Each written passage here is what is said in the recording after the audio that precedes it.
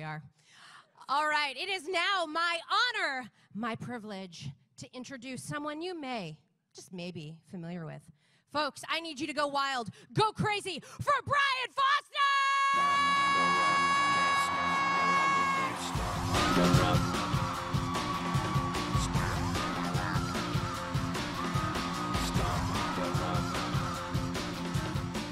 Hello! Wow. Oh my God. Wow.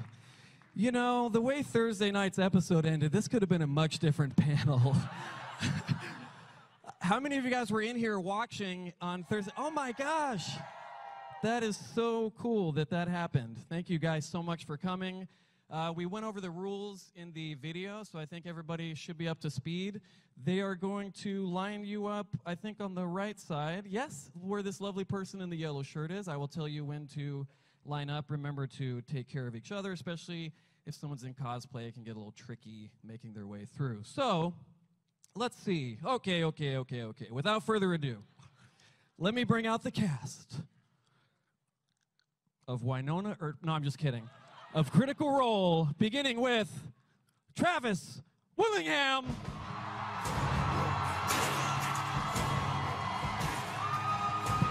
Laura Bailey.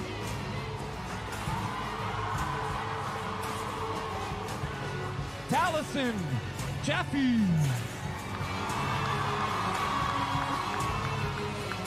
Liam O'Brien.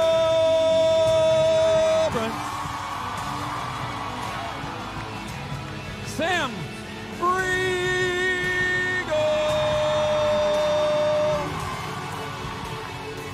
Marisha Ray.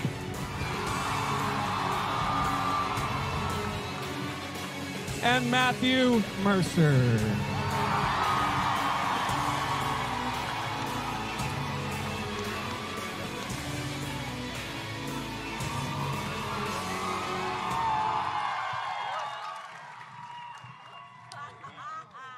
Oh, if I'd have just fallen off the freaking couch at the beginning of the panel, that would have been amazing. Well, hell. Well, hell. Oh, that's cool. We are children. This is a professional. Okay, guys. First of all, how's it feel to be in Seattle for Emerald City Comicon? Yeah, This we is love our first you, time all Seattle! coming together. Crazy. There we go. Check. Everybody has a Captain Tusktooth tattoo? Everybody except for Captain Tusktooth. Yes. You don't wear Sadly. your own brand. I think you do. Oh, yeah, I do. I do. How else are we going to sell them? Taliesin. Yeah. Your characters are dropping faster than my credit score. What is happening? You're on. This is on. Yeah, Okay, you're good. good. I literally had the thought as we were walking into the game of, oh man, I got a great idea for a new character, and this would be the perfect place to introduce them. And I was like, that's probably fine. I'm not going to do that anymore. That was a bad idea. Yeah. You did say the other night you had a backup character that you kind of liked. So Not that much. Yeah. We have a couple of announcements before we get into our Q&A. Up first is, I don't know if you guys heard, some interesting stuff happening with our friends at Dark Horse. Yeah. Matt, Yeah. do you want to tell us a little bit about what's going on? Yeah, so Liam, chime in here too. Like we got a chance to announce that we have coming up soon our next volume of Vox Machina Origins. Super exciting. We have returning to the art our fantastic critter artist Olivia Sampson, who did such an amazing job on the first run. And now writing on this volume. She has leveled up. The pages we've seen are It's so stunning. good. And friend of the show for a long time, an incredibly talented writer, Jody Hauser, is also writing this volume. She's incredible. It's turning out fantastic. We're super excited. Joined by colorist M. Sassy K, and lettering is being done by Ariana Mayer. And we are psyched as hell for you guys to see what's cooking behind the scenes. And then also, well, wait, we have something to share, right? Yeah, we have actually yes. the cover art for the first issue done by the fantastic Fiona Staples of Saga fame here.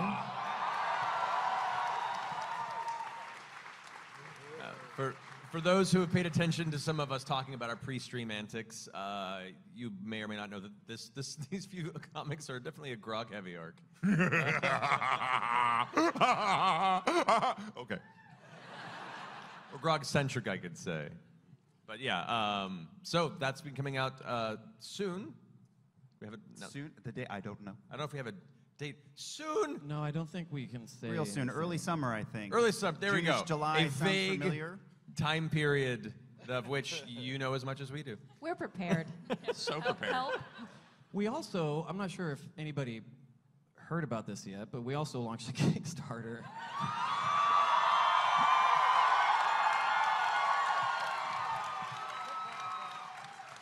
And as always, people underestimated the critters. I love it when that happens. Sam, Travis, you want to tell us a little bit about kind of where things are at right now with the Kickstarter? the Kickstarter campaign? If you haven't seen it so far, it still has like 30 days left or something, which seems way too long at this point. But you guys have supported it enough and raised enough money now to make an animated series. Yeah, we set out to make a pilot episode, like one episode maybe, and now I think we're up to 8, or almost to 8. Almost to 8, yeah, right around the corner. Probably this weekend. Yeah. So we're going to start with a brand new original story that we're writing along with Jennifer Murrow, who's here somewhere, and who's amazing, and she's right there. And then we're Jen, going to stand up. Stand up, stand Jen. Let Jen. the people see. Jen Yes. and then we're going to get into the creepiness that is the Briarwoods arc. That's right, and we will have our wonderful partners at Titmouse Animation making sure that it rocks your eyeballs. It's gonna be amazing. Did we bring something to show the people? Oh, I don't know. yeah, I think we did. Okay. Roll that sweet goodness. Let's roll that beautiful bean footage.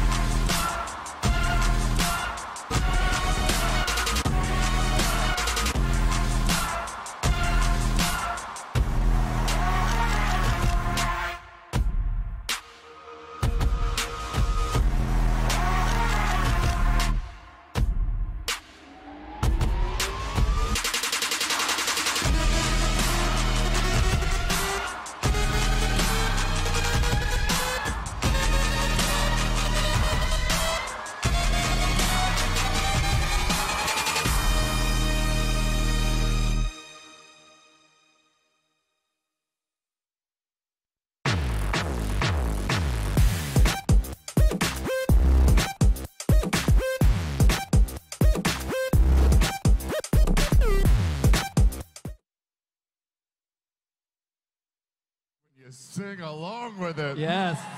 My body is moving. I can feel it. Stop. It's getting hot. Can I also say that because just the nature of stage lights, we couldn't really see the volume of people in this room until we took the lights down for that clip, and everyone up here went, oh. Uh-oh. Uh-oh. So you guys have turned out today. Thank you so much for coming. On that note, Yeah, we could see like 20 rows, and then it's just darkness. Yeah, it's Right after we were darkness. like, oh. on that note, you guys in an orderly fashion. Wait, 1 second. Yes. I have, before you ask us questions, I have questions. yes. Oh, yeah. Everybody in this room, I'm just curious, who in this room started playing Dungeons and Dragons after stumbling onto our show? Wow. Wow. Wow. Wow. That's fantastic. That's amazing. Welcome. Welcome. One of us.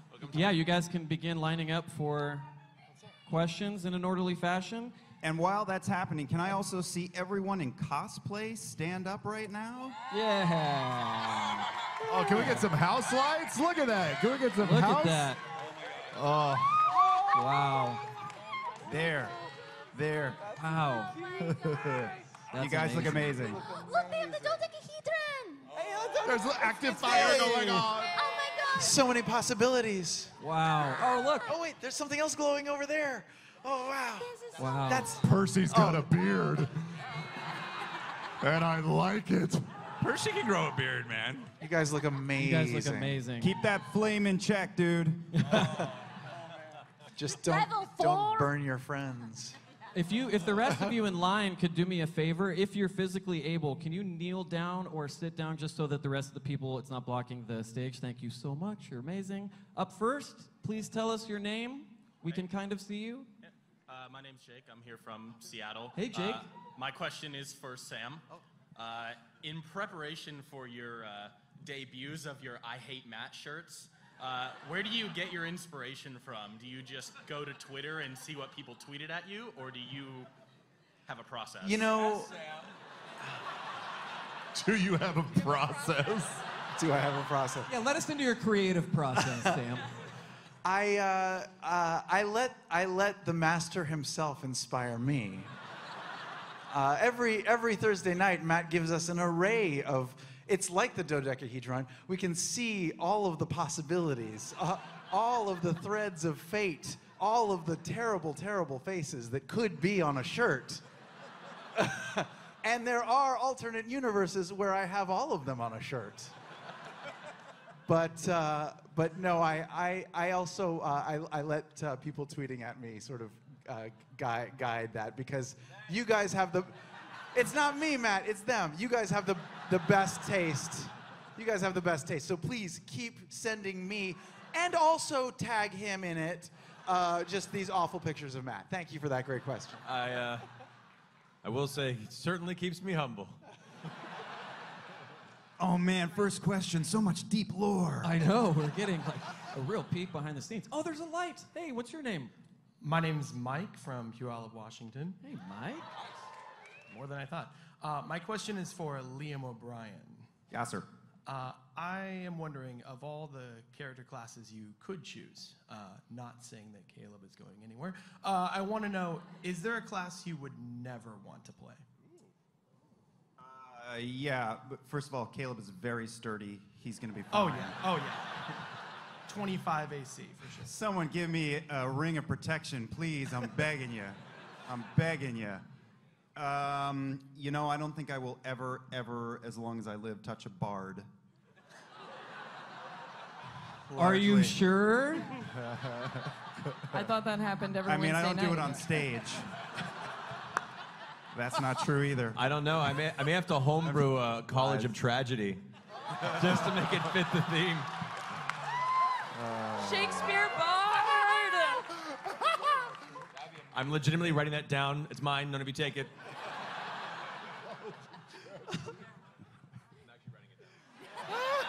Oh no. Oh no.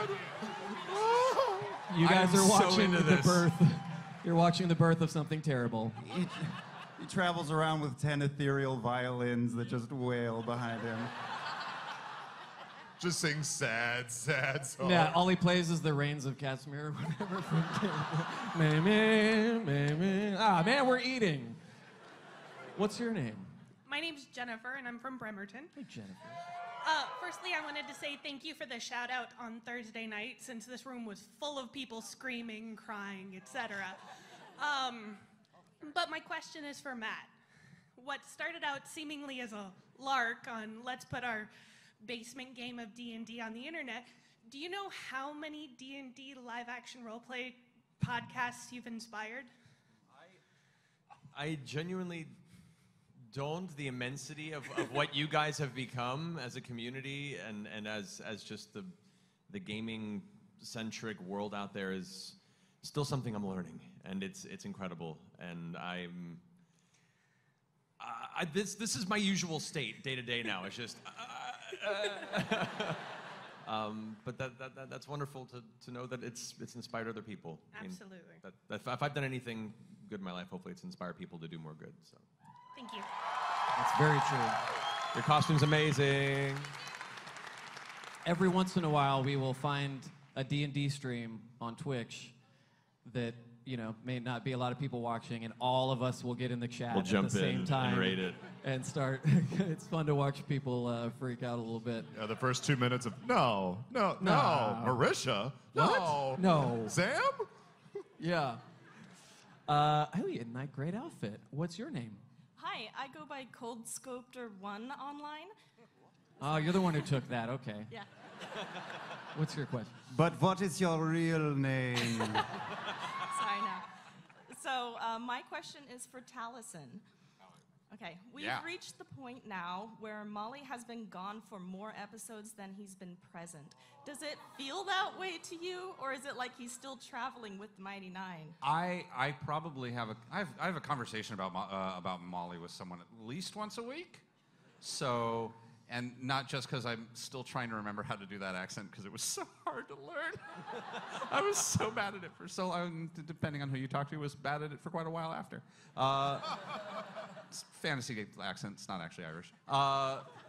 Yeah, it's a lot to process, and I will admit, and I hope, and Matt's kind, and I assume so, is that there was a little bit of a lore drop that I gave him that I'm sure he threaded into a bunch of stuff that I'm really hoping to get to even now. Yeah, no, if we wander into the right place in the right time, there's still stuff around, but it's I will say I am loving Clay though, at least. So I was a little worried.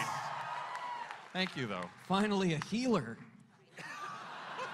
Who's next? I think we have time for one more question.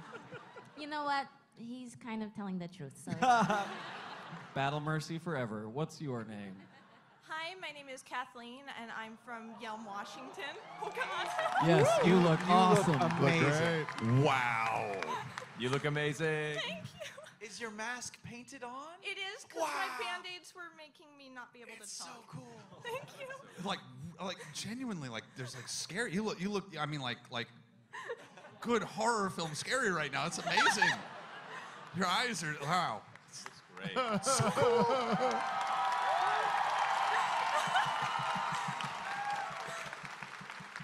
Well, thank you all so much. But my question is for Matt. So, as a DM, what is your favorite thing that you've ever given to the players, and why is it like your favorite thing that you've seen them use? And why is it the Boots of Haste? In reference to specific like magical items? Magical items, or just something they used in a really creative way that you weren't expecting. Ooh, interesting. Oh man. I'm like having to like tear over so many games and like trying to pick a moment. A movable rod in a dragon's intestines? That is probably it. I would say utilizing the immovable rod in the inside of a black dragon after a hastily thought out attempt at a dimension door inside of its body was pretty brilliant. And let this be an example of what it's like being a dungeon master in that moment, is going, okay, well, now I have to decide the tensile strength of the intestinal lining of an ancient black dragon, which will have a stronger than younger dragons, versus the specified force and pressure that be placed upon an immovable rod and a lot. You guys did this to me. That was pretty great. And once again, like, weapons are great, extra damage is great. There are so many wonderful, wondrous items and strange magical items that you can throw into a campaign that you're not sure how it'll be useful, but the fun is watching the players find moments where things like that can happen. So think of weird things you can throw at them and be like, I don't know what it does, have fun. Thanks for the love potion, by the way. That was fun. That's another example of this can only lead to badness. I almost used the tree last night before I finished reading the card.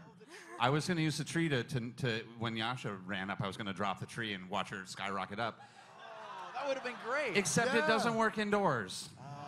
Yeah. Good question. Something to do with doors always seems to find its way to you guys. Megan! Megan! Hello!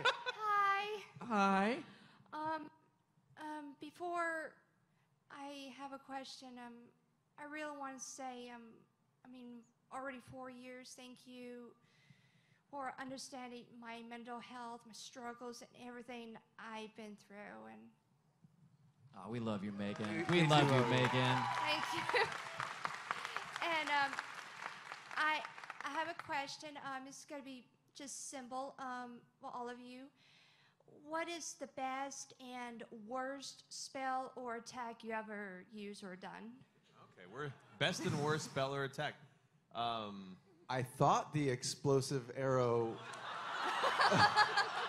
was pretty cool until I used it. Not fun, not good, bad. Did we learn something? Yeah. Okay. Yeah. That's the important thing. Yeah.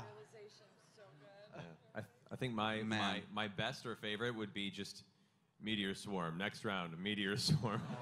Being able to do those back to back was really fun. Worst, just from my perspective, ability-wise, Stunning Strike.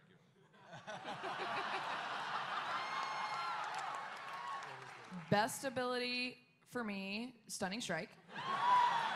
I think, and you all have never let me forget it.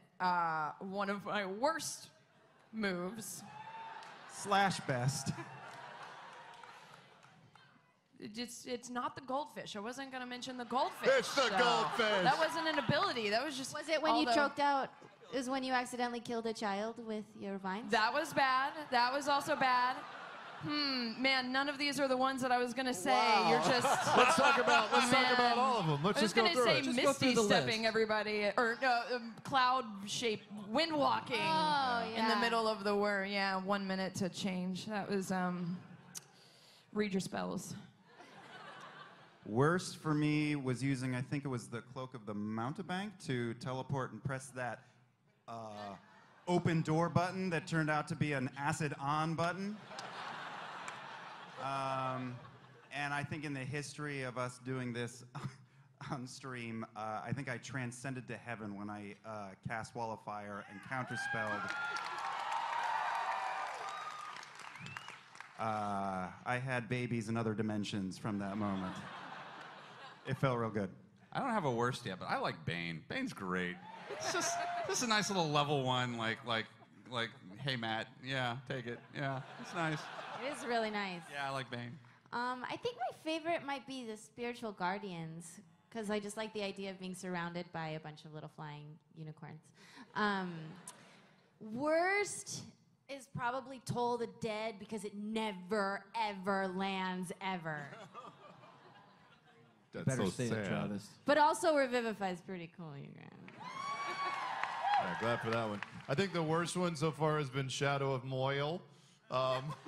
Only because I was ignited in black shadowy flames and then all the enemies ran away. So it didn't do anything. I just stood there on fire. And the best one is Rage.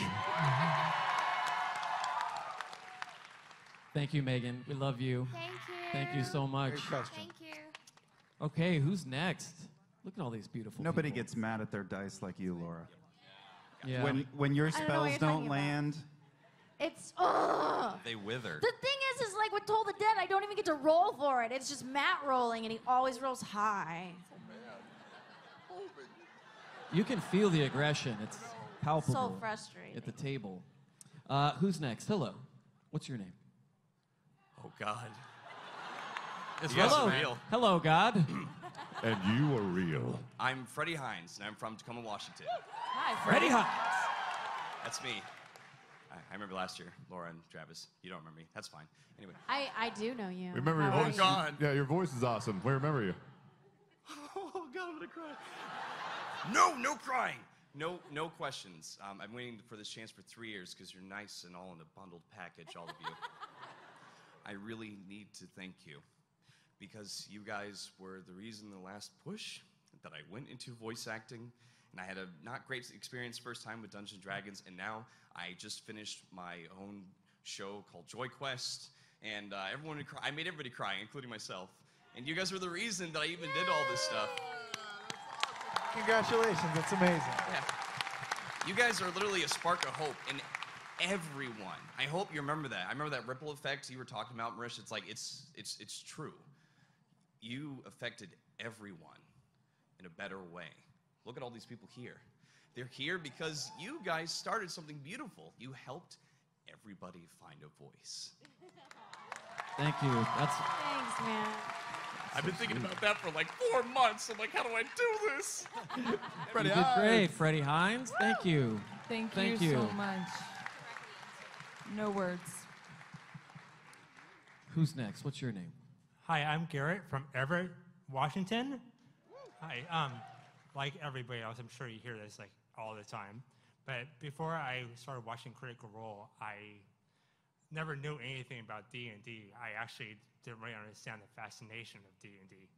But then I started watching Critical Role, suggested by a friend. I quickly fell in love. Now I'm looking everywhere for a group to join. But There's a few people here who might love D&D too.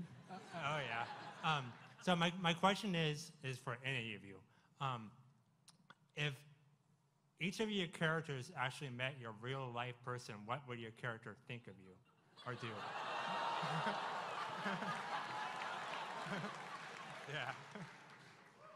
Since I have many characters to choose from, I would say it would be Gilmore. and the first thing he would say is, "Oh boy, we have to take you shopping." I'm gonna do a makeover that you'll never forget, because you gotta work more with this boy. Oh man, if I met Bo in real life, I think she would be like the best, worst influence on me. I'd be like, yeah, let's get in a bar fight, let's go! I think she'd hit on you. Yeah, Wow. I would allow that. Yeah. Oh, yeah. Oh, Did you say I'd allow it? Matt said I'd allow that for those of you who missed it. If you want to know how freaking weird all of us are. What the hell, man? Mac just made a proclamation about the limits of his marriage, ultimately. You know what? I'm cool with it. The meta levels of that reply are the universe is folding in on itself and in on itself and in on itself. Yep. Same. I feel like Not would probably just steal from me. As you know, I'm fabulously wealthy, so so Not would probably just pick my pocket, maybe stab me in the back, and I wouldn't even see it happen. And Scanlan may also hit on me. Yeah. Would they just both be on like one leg and then on the other leg, like stabbing and humping at the same time? I'm not going to say that I need to see fan art of that. Go. But Travis is. Liam. I think Vax would hit on me and I would allow it. And Caleb would just, you know, say, oh, you have a loving family and you didn't kill any of them? You're so lucky. Jesus. I think Percy would be very polite and then forget I existed in about 10 minutes. That's easy. Caduceus likes everybody, so it's practically, I think he would, again, I think he'd love me and forget I existed in 10 minutes. And then Molly would rob me and pick my pocket, but he'd give a good butt squeeze on the way out, and then I'd be like, I am broke now. Yeah. Worth it. Worth it. Oh gosh. I feel like me and Jester would get along really well for about 15 minutes. And then I would be like, please stop, just stop. That's how I feel with Keyleth too. Yeah. Kind of same with Keyleth. Yeah, me and Vex though, all the way. Yeah, besties, for sure, yeah. Yeah, I think Grog would be like, people think you're tall. And Ford would just say, howdy. And I would say, yeehaw! I thought you were going to say Ford would ask about your gag reflex. Who is next?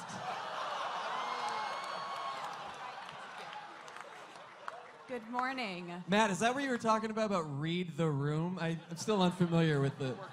What's your name? Hi there, I'm Julia from Seattle. I have a question for Liam and Laura. As the twinsies, you guys started the campaign already with an immense amount of trust, a confidant, and someone you knew always had your back. How's your player experience been different in the Mighty Nine when you have to develop that trust in-game? Wow. That's a really good 10 question. points to Gryffindor for that answer. Damn. Question. This campaign is such a different experience. Yeah. I mean, it's changing slowly, but I felt like paranoid and alone for the second campaign. And we still, you know, like when we're not playing the game, we're kind of the twins again. Yeah. And Yeah, it was hard, even in that first moment of like running into you. Like I still wanted to get under your skin the same way that I wanted to as Vex. So yeah, it's hard to instantly make that separation because yeah, you are my twin. So. Oh, shush. But I lucked out that, you know, I had Ford as kind of a person right from the get-go. Not as a twin, ew.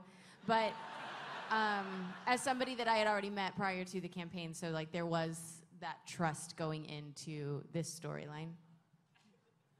Maybe for Jester, maybe Ford doesn't feel the same way. I don't know. Does he? Does he? Yeah, of course, yeah. Of course. Why are you trying to invoke my wrath? I am going to have to sit between the two of you. Thank you. That was a fantastic question. Seriously, thank you. Who's next? Hi. Hey, what's my your name name? is Lindsay from Auburn, Washington, and I wanted to give a quick credit to my friend Bridget for introducing me to Critical Role. She's Shout out to Bridget. Good Hey, job, Bridget. She's a good person. She showed me all of you, and I'm like very grateful for her for that. So my question is for Laura. Your most recent episode for Caduceus and Caleb, those two were very close to dying, and you managed to save them both. My question is, if you had to pick one of them, who What would are you have doing? saved? Yep. Yep. Dropping the I'm sorry for Sophie's putting you on the spot. I wanted You're to about know. to start years. Oh, I know. Years of stuff. I can't wait to figure it out. I'm so excited. Red meat. Thank you. Great Oh, Loki okay, cosplay. okay. Wow. Well, here's the thing. Yes. And it's, I would have saved Caduceus. Oh. But he's also a healer. So I know But that you're if also I a got healer, if too. I got Caduceus up, if I only had one revivify, if I only had one revivify, which I did, then I would have woken up Caduceus and Yeah. hoped that he would have been able to wake up Caleb. Always go for the cleric first. Yeah. But also, Caleb's real stinky and it's Also, just terrible. he kind of smells a little bit, and he also unleashed a fireball at us, so I might have been a little bit still angry about it. No big deal. Also, Talison's already died once, so. I know, it just seemed not It's only fair. fair, really, at Yeah, that point. Yeah. Yes, it's finally time for one of my characters to die.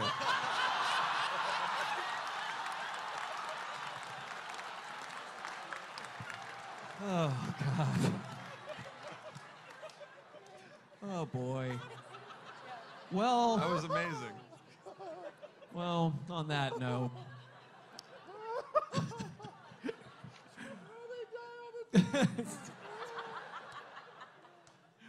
The funny thing is Taliesin, it's the irony that Taliesin has lived for millennia in real life, but in the game, he can't quite figure it out. It's weird on paper, man. I don't Yeah, I understand. What's your name? Hi, I'm Candy from Hillsboro, Oregon. And I just wanted to ask if you could all do a shout out to my son, Jamie, who got me involved in Critical Role to begin with. He couldn't be here today. Yo, Jamie. Yes, Jamie. And I texted him last night to ask who his favorite character or favorite actor was, and it's Sam. So. Well, Good of course taste. that is. Kids got good taste. Yeah, I personally couldn't choose. I love you all, but my question is for Matt. When you are helping helping characters develop their backstories, do you have any tips for DMs who are working on that? Our family game that we play once a month with our kids. My husband's working on that now. Oh, awesome. A few things. One, not every story requires backstory. Sometimes some people like to create characters and find their story as they go along and work with you. But if you want to start with a bit of it, don't require too much. Half page to a page, I think, is a good amount just to get them thinking. Some people, it's hard to get them to actually write it out. So incentives help. Telling the party, hey guys, those of you who give me a page backstory on your character before we start the campaign gets one uncommon magical item to start with, or some Great bonus idea. gold. Thank you know? That's a great idea. So just a little bit of incentives. Now they're like, oh wait, if I write a story, I get more cool things. And then before you know it, you've tricked them into building a character that they have more investment in than you expected. So. Thank you so much. I No appreciate it. worries. Thank Good you luck. all. You're wonderful. Shout out to Jamie. Be good to your mother. That seems. Creepy. That was creepy. That's kind of creepy. A little Shout bit. out from Caleb doesn't go very far. Yeah. Telling a family member to be good to another for coming from Caleb seems a little bit odd. Do as I say, not as I do. Amazing outfit. A. Yes. B. What's your name? Incredible Gail. suspenders. I got exactly the same. I spent maybe 2 hours searching for them online. Nice. I'm Gail from France, and my question is for Marisha, but Matt, you could actually answer too if you want to. So my question is, so in the last in all the episodes that Dyron has been in, we've seen that Beauregard seems to have a lot of. She's really concerned about the fate of Dyron. So does Beauregard have a crush on Dyron? And if so, does she think she has a chance? And you can answer that as well, Matthew. Bo kind of plays up her sexual aggression towards everybody as kind of a power play. In all honesty, she doesn't really have a crush on Dyron. She does deeply care for her, since Dyron was the first person to really take interest in Bo and want to foster what she saw in her. So yeah, it's a deep mentor care and yeah, love. But I don't know, would she tap that? I'm not saying if she didn't have the opportunity, she would. But I'm not answering this. This is a mystery of the narrative. Should you choose to pursue it, I guess. I don't know. Follow-up question for Matt. Can Bo get it?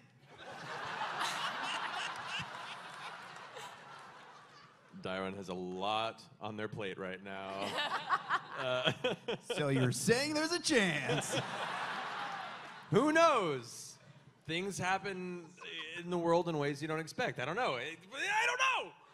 I hadn't thought about that. This isn't an aspect of the narrative. This is part of the organic thing that happens in storytelling. We'll see. You should just know, Matt, every NPC you throw at us, we're going to try to bone them. Apparently! It's time to get a shipping binder, Matt. A separate binder for just ships. This is right in the life theme now. song. Take a chance, roll the dice. Oh, that's what that you. meant. Thank you very much. Thank you. Sam will win the campaign. Oh, Sam will win the campaign? Oh, president of D&D Beyond? Okay, let's see by show of applause and noise, if you would vote for Sam to be president of D&D Beyond. Let's hear it. Okay. Liam O'Brien, let's hear it. That is not what I was expecting. Yeah, Ooh, that's really close. This is Too a blue close. state. Too close to call. You know, I play more to the guys. I feel like there's a lot of campaign left. There's a lot of time on the clock. Put your hand, politician hand. Do this. Will there be a write-in category on the ballot? I hope not. I will pay you all to vote for me. Oh, come on. Liam, any rebuttal to that? No matter who wins or loses. Wow. Oh, boy. Here we go. You can still get it. Oh. Wow. We'll be fine. They told us PG-13 for this panel, and we are pushing it. What's your name? I'm Katie. I'm from Auburn. A couple years ago, I ran 2 Tumblr blogs that posted the same pictures of Matt and Liam every single day. Yes. The one of Matt pointing and Liam laying back across the table. So my question for all of you is, if the Mighty Nine were to play a Dungeons & Dragons game, who would they play? Like, what class and race would they play, and who would DM? Caleb is the smartest, so he should DM. But you know what? Caleb would be one of those DMs that just kills all the players all the time. But he's really good with accents, so he would bring the world to life. I kind of feel like Jester would want to DM. Jester would want to DM. I really. Oh, yeah. I think she's already got like 1,000 worlds circulating in her brain all the time, so it'd be nice Her to get it maps out. would be amazing and phallic. All of them. Every single one of them. Every single monster would probably just have a giant penis. I think Bo. I think. Except for the flump. Laughing at herself. Stop it. Stop it. I think Bo would want to be like a sorcerer, and then I'm going to say like a changeling, so I can actually change my appearance like the rest of you assholes. I just want to change the way I look. Clay would take Druid and be really bad at it. Just really bad at it. I'd take any arcane class that has more than 2 spell slots. Caleb would play a human wizard with 2 parents. High fantasy. I not would want to play as a halfling. And probably a monk. Monks are cool, man. So cool. And what about Zorth? What would he play?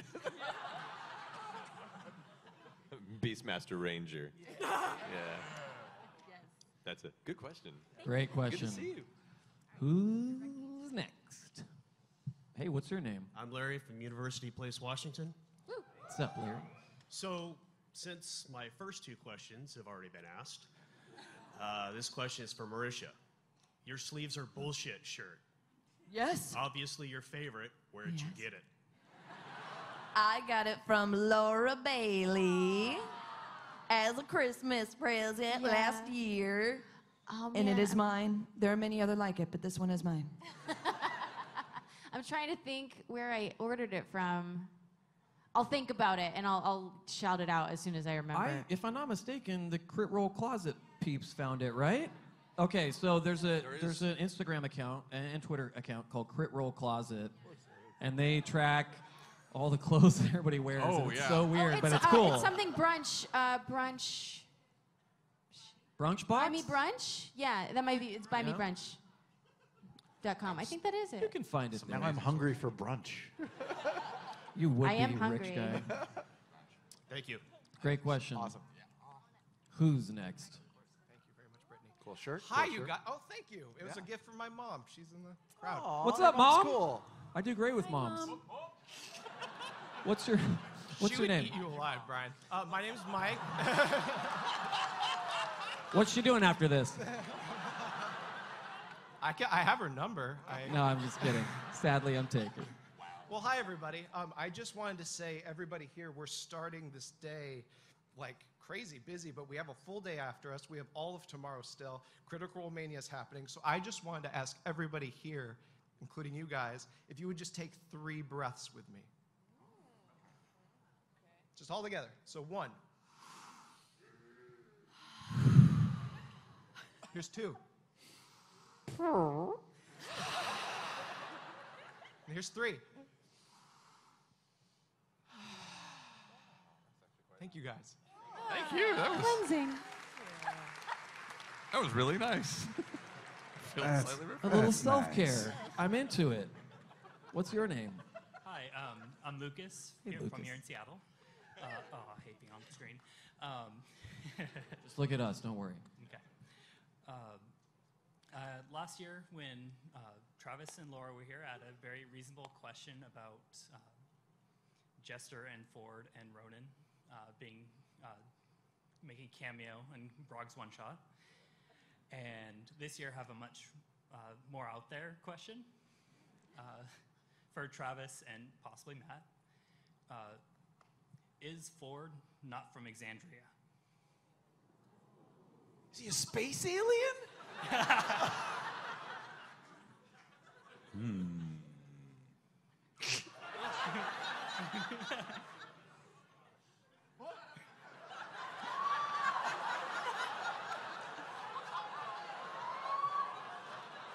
I feel like he has to roll a dice for that or something. I can't tell with his dumb face. It doesn't do anything. It just smirks, and then he's got the face. He's really too. good at poker. Yeah, I'm not getting it. Beware, Travis Willingham is the biggest troll known to man.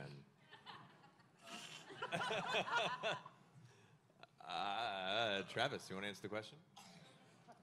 I don't know, friend. Do you think I'm from Exandria? There's a few things that point to it being a possibility for me. Possibilities are endless. Thank you. Thank you. That was a good question. There's gonna be a lot of questions at lunch. What's your I'm name? Nathaniel, and I'm from Zalargo, Eberron. Just kidding. Tacoma, Washington. And Are you kidding? Are you? Good call. Okay. 2 things: Sam Riegel for D&D Beyond President, and Okay. for Matt, what do you do with players of 10 or more, specifically middle schoolers? Amazing. Wow. Well, for one, if you're running a game for them and it seems like it's too much, you can consider see if any of them would want to step up and dungeon master a split of the group. Usually, like when a group gets to a certain size, it can get a little overwhelming. So we've had a conversation recently with some friends who were talking about having a group that they split into 2, and then one person took over dungeon mastering one, and then they continued the other. There are ways to run larger groups, but you all have to buy into kind of simplifying some of the rules. Maybe like having make sure you throw the attack rolls with the damage die. Ways to kind of keep time going quickly. But honestly, keeping people engaged at that size of a group can be difficult. So you have to let everyone know, as a dungeon master, I'm putting all this energy into it. Please give me the time to pay attention and treat this respectfully. But also, it's middle school, and that's where I started playing around that age, and things get a little chaotic. So I wish I had better advice. It's a rough situation in some cases. But yeah, honestly, if it's a situation of too many players, consider maybe breaking it down or having another person help you and co-dungeon master. I've done 2 dungeon masters for a campaign before. One person handles the narrative and the story and the NPCs. One person handles like the combat, the statistics, looking up rules, and so the 2 of you can then focus on facets of dungeon mastering without having to feel like it's entirely the weight on your shoulders. Oh, really? So that's another way of handling it too. I'm terrible at initiative. Then maybe find somebody to help you track initiative. Flashcards. Flashcards help too. I would say not split much party means drinking, too. crossovers too, which are really cool. That's So true. You do get to do crossovers with split. Yeah, if you end up splitting the groups into 2 different parties and you have 2 dungeon masters, you both can check in with each other about what are the other groups doing, have them in the same world, and occasionally cross over, and have intertwined stories, which can be really fun. I've done that before, and that's been really cool. Thank you. No worries. Good luck. Good luck. Great question. Oh, look! Hey! That's Yes, I am very sweet. Yes, I am very sweet. Also, I can't see, so. Hey! Hi, I'm Anna. I'm from Bremerton. And my question is kind of for all of you. In D&D, it's really hard to describe what exactly you're doing with like spells and stuff. So what class ability or spell effect are you most excited to see animated? I know Sam's answer to this. I mean, we're keeping it PG-13. Actually, I'm genuinely I'm excited to see Scanlan sing in animation. I know it's not exactly a spell effect, but you know, when we were playing the last campaign, I would rip off these awesome top 40 songs, which we can't do in the animation. So we're gonna have to write real songs for Scanlan to sing, and that's gonna be awesome, and awesome to record, and it's gonna be real cool. I'm personally looking forward to seeing the shadows engulf Percy in his darker moments. I've got fancy weapons that shouldn't work properly. I'm very excited for people to go like, oh God, that's dangerous and terrible. Why do you do it that way? I'm really, really excited. I will leapfrog ahead to the theoretical future of the series. I really can't wait to see the Deathwalker's ward hasted.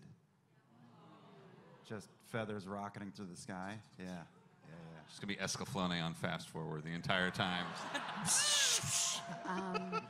I'm really excited to see an arrow fly. Oh. Hit somebody. No, I'm excited about Trinket. Yeah, that's what I'm excited Yeah, you haven't seen Trinket animated yet, but we're working on him. It's so exciting. And also, jumping ahead, the trees from Fenthras. I would be pretty excited about that too. I will give you guys $1 million if we get to see the cows. I want to see the cows. Give me the cows. We'll give you $1 million of Sam's money. Yeah. I love that. That could be a fun one too, because I'm in bed the whole time, so I could just be sitting sick with the flu, just horrified. Percy wasn't there. Percy was not. No, Percy was recut because he had just died. So Percy was. Can you imagine a Spoilers. Percy Oh, God. cow with just the little glasses, though? That would have been so cute. I have great art of Percy in bed, just. The Percy cow with just like the mask over to the side. Yeah, I'm excited for like any of the druid transformations. Like once again, kind of jumping ahead, I'm stoked to see Kiki go into like, Earth Elemental Kiki. I guess. Oh yeah. Yeah. That'd be ahead, a little bit ahead, but yeah. Well, depending on how much they fund the Kickstarter, maybe we'll get there. It's at 7.4 million right Wow. That's ridiculous. Terry. You guys are ridiculous. You're welcome. Thank you. Thank you. I'm excited to see any of Pike's ridiculously amazing divine, especially in the Whitestone arc. Yeah. She has some moments. Oh my God, yeah, I'm super excited about that. So. Yeah, you're telling me. If it wasn't for you guys, I would definitely have other friends. Help me get through this. Thank you so much for your question. Team Liam. Team Liam. Ooh, how interesting. How interesting. Don't mind my uncle back there checking his email. Who is up next? Hi, I am Matthew Moore. Also, another Matthew. It's a sexy voice. It's a good one. Yeah. I was going to ask Laura who she would revive, but that already got asked, so I'm going to go to Sam. Caleb's almost gone down a couple of times, and... Down, never mind. Laura, Sturdy Laura Caleb. Bailey. Not Just want a clarification, that's You did all. not. Water bottle on you. Caleb's not almost since school days, anyway. died a couple of times.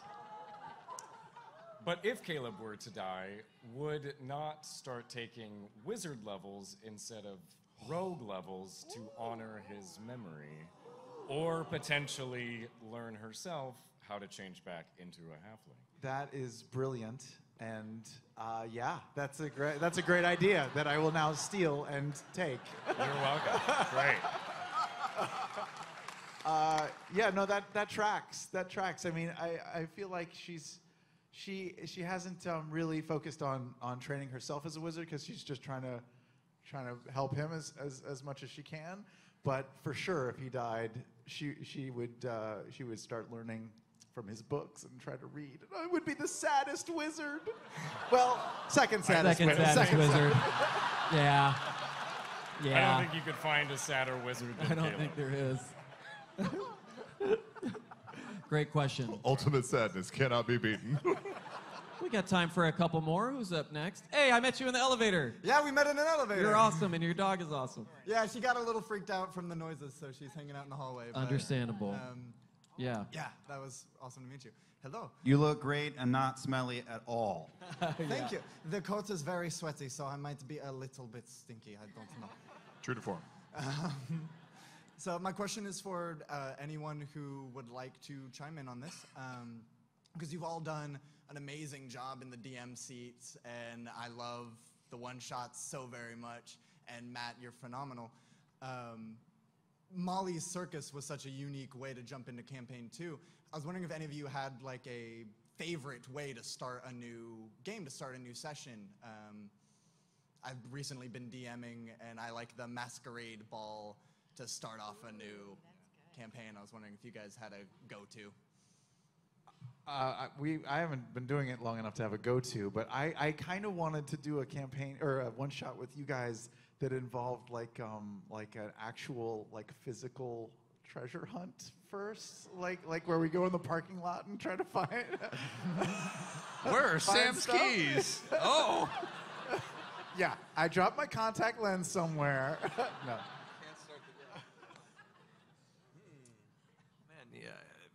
For me, it's trying to come up with different ones. I don't want to have a go-to because I try and change it up each time. You know, like I've done the everyone in a tavern meets and the bar brawl breaks out. You know, I've done the town is under attack by demons. You know, then the first 5 minutes, the Breath of Fire 2 technique. I got some old school gamers out there. The circus was one that I've hoped would be an interesting take. I'm reticent to say because you might see them someday. Awesome. Ooh, that's interesting. Anybody else? Only that I've seen some interesting variations on the barroom brawl, but I also like everyone locked in a room for some reason. I'm a big fan of a bunch of random people locked in a room. I know that sounds basic. Coming from you, it sounds totally fine. But there's so many variations on that. If you've all been thrown in a cell for some reason, or you all wake up and God only knows where you are. There's a lot of Hey guys, you want to play this D&D module? It's in the Saw universe. It's pretty intense. I didn't want to say it, but yeah. No. You might want to be trained in lockpicking. I'm just saying. Better dialogue. Yeah. Well, thank you for your question. Thank you so much. Thank you. Yeah. Thank you. We are out of time, my friends. I know. Look at the clock. Oh, it says they're going to kill me.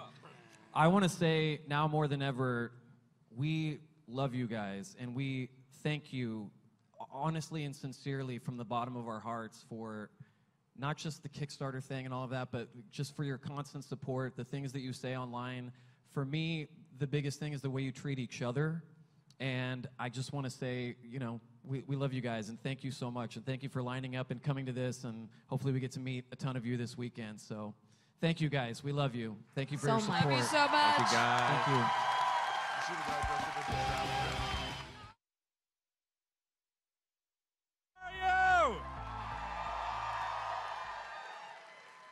I hear screaming maniacs. That means a few of you have been here before. You know this is where it started, right? You crazy bastards are the reason we keep doing this stuff. All right, so we need a quick warm-up. I know she did a great job, don't get me wrong, but we need a twisted Toonz scream. So on the count of 3, we need the wall shaking for all the people I was just told couldn't get in. All right, you're the chosen few. There's a lot of people out there that are mad right now, so let's scream and make them even more mad. So on the count of 3, as loud as you can, let's just scream. We don't have to say ha-ha, they get it. 1, 2, 3. Now that's a Seattle welcome. All right, I'm going to do this real quick because I want to get going, all right? I got a selfish moment we're going to promote here, all right? Twisted Toonz, go online, keep subscribing. That's why we're here. You guys keep asking, we'll keep coming. Now, has everyone seen this yet? I don't think you have because we limit it. There's only 50 made, period. Then I throw them away at the end of the weekend because they are exclusive to this show, this panel, this year. We don't ever reproduce them. The only way you'll get them is if you go online and somehow get lucky, someone's selling one. So they're downstairs at the tables. Come down there, find me. I'll be by Vanessa Marshall and Nolan North and James Arnold. I'll be in that area. We only have, I think, 30 here. 20 are gone. We didn't even advertise them yet. So come down. They're $25, and they're yours, okay? And everyone will sign them. If you want them to come over, you can go to their tables. You have to wait in line. We can't do the VIP thing we did last year. I got in trouble for that. All right. Next, I got merch. Who wants free merch? A lanyard? All right, if you're in the back, I can't reach you. I can't throw that far, right? What do we got? We got how about a keychain? Who wants a keychain? If I hit you, I'm sorry. I'm trying to get them out a little bit further. There's another one. Here's another one on that side. Who wants a pin? Oh, he's right there. Who want, now, hey, if you're paying attention, I'm going to throw these out in the middle of the show, so you got to be participating. If I see you put your head down or fall asleep, I'm going to bonk you in the head and you're not getting it. All right, so pay attention during the show. All right, and last but not least, PG-13 to rated R. You all know that because you're all messed up that are in here anyway. They're going to say stuff. We are not responsible for your children afterwards. So if there's little faces, not our fault. All right. Let's bring him out. First up, who do we got? Oh, there he is. How about Obi-Wan Kenobi, folks? James Arnold Taylor.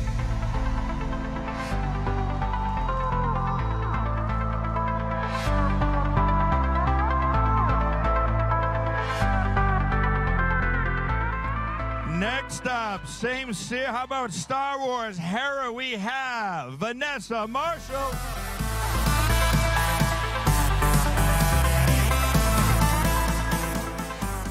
Nathan Drake. Nolan North is here.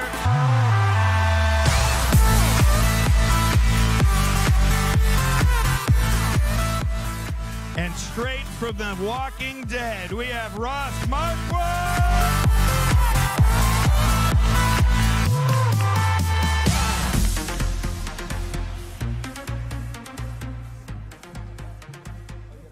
It's okay, you can say hi. Hi. Hi. Hello, hello, mission, hello. Yep, are in there? Thank you. So happy to be here. Yep. I earlier, and that was a grandmother. You got that, Mike? Okay. Old man. Hey, how you doing? I remember when I used to do the talkies. All right. Now, What one is other this? thing I forgot to mention. Stick around till the end because there's going to be a first-time surprise at the very, very end. So you don't want to miss that. And it's going to be worth sticking around for. Okay. Nolan just learned the routine. I mean, I'm not going to tell you what it is. All right. Let's start. Scene one. Oh. The Wizard of Oz. First scene. As Dorothy, Ross, let's have John C. Reilly start us off. As the narrator, James, David Spade would be appropriate in this scene. Well, I like that. And as the professor, Nolan, Herbert the pervert from Family Guy. And again, I'm warning you now while they're marking this up. I wrote this thing. As the narrator, he's basically watching this movie with you guys. In the comments, you got to listen to when you listen to the words of these movies, it's very different than watching them. Again, little kids, I see one right there. We're not responsible because this is going to get weird fast. All right, whenever you guys are ready. Okay. Yeah, and you are? Okay, very good. Here we go. For nearly 40 years, this story has given faithful service to the young in heart. That would be all of you, because you're much older than that. Okay. and the time has been powerless to put its kindly philosophy out of fashion. To those of you who have been faithful to it in return, and to the young in heart, we dedicate this picture. We open to see Dorothy running home with her dog. Yeah. She gets to the farm and everyone blows her off and calls her stupid. Sounds like my life growing up. Seriously, go watch it. Then she sings to her dog. Do you suppose there is such a place, Toto? There must be. It's not a place you can get to by a boat or a train. It's far, far away. But behind the moon, behind the rain, somewhere over the rainbow, way up high, there's a land that I heard of once, a lullaby. Somewhere over the rainbow, skies are blue, and the dreams that you dare to dream really do come true. I'm gonna wreck it. Someday I'll wish upon a star and wake up where the clouds are far behind me. When troubles melt like lemon drops away above the chimney top, says where you'll find me. Somewhere over the rainbow, bluebirds fly. Blurs fly over the rainbow. Why, oh, why can't I? If happy little bluebirds fly on the rainbow, why, oh, why can't I?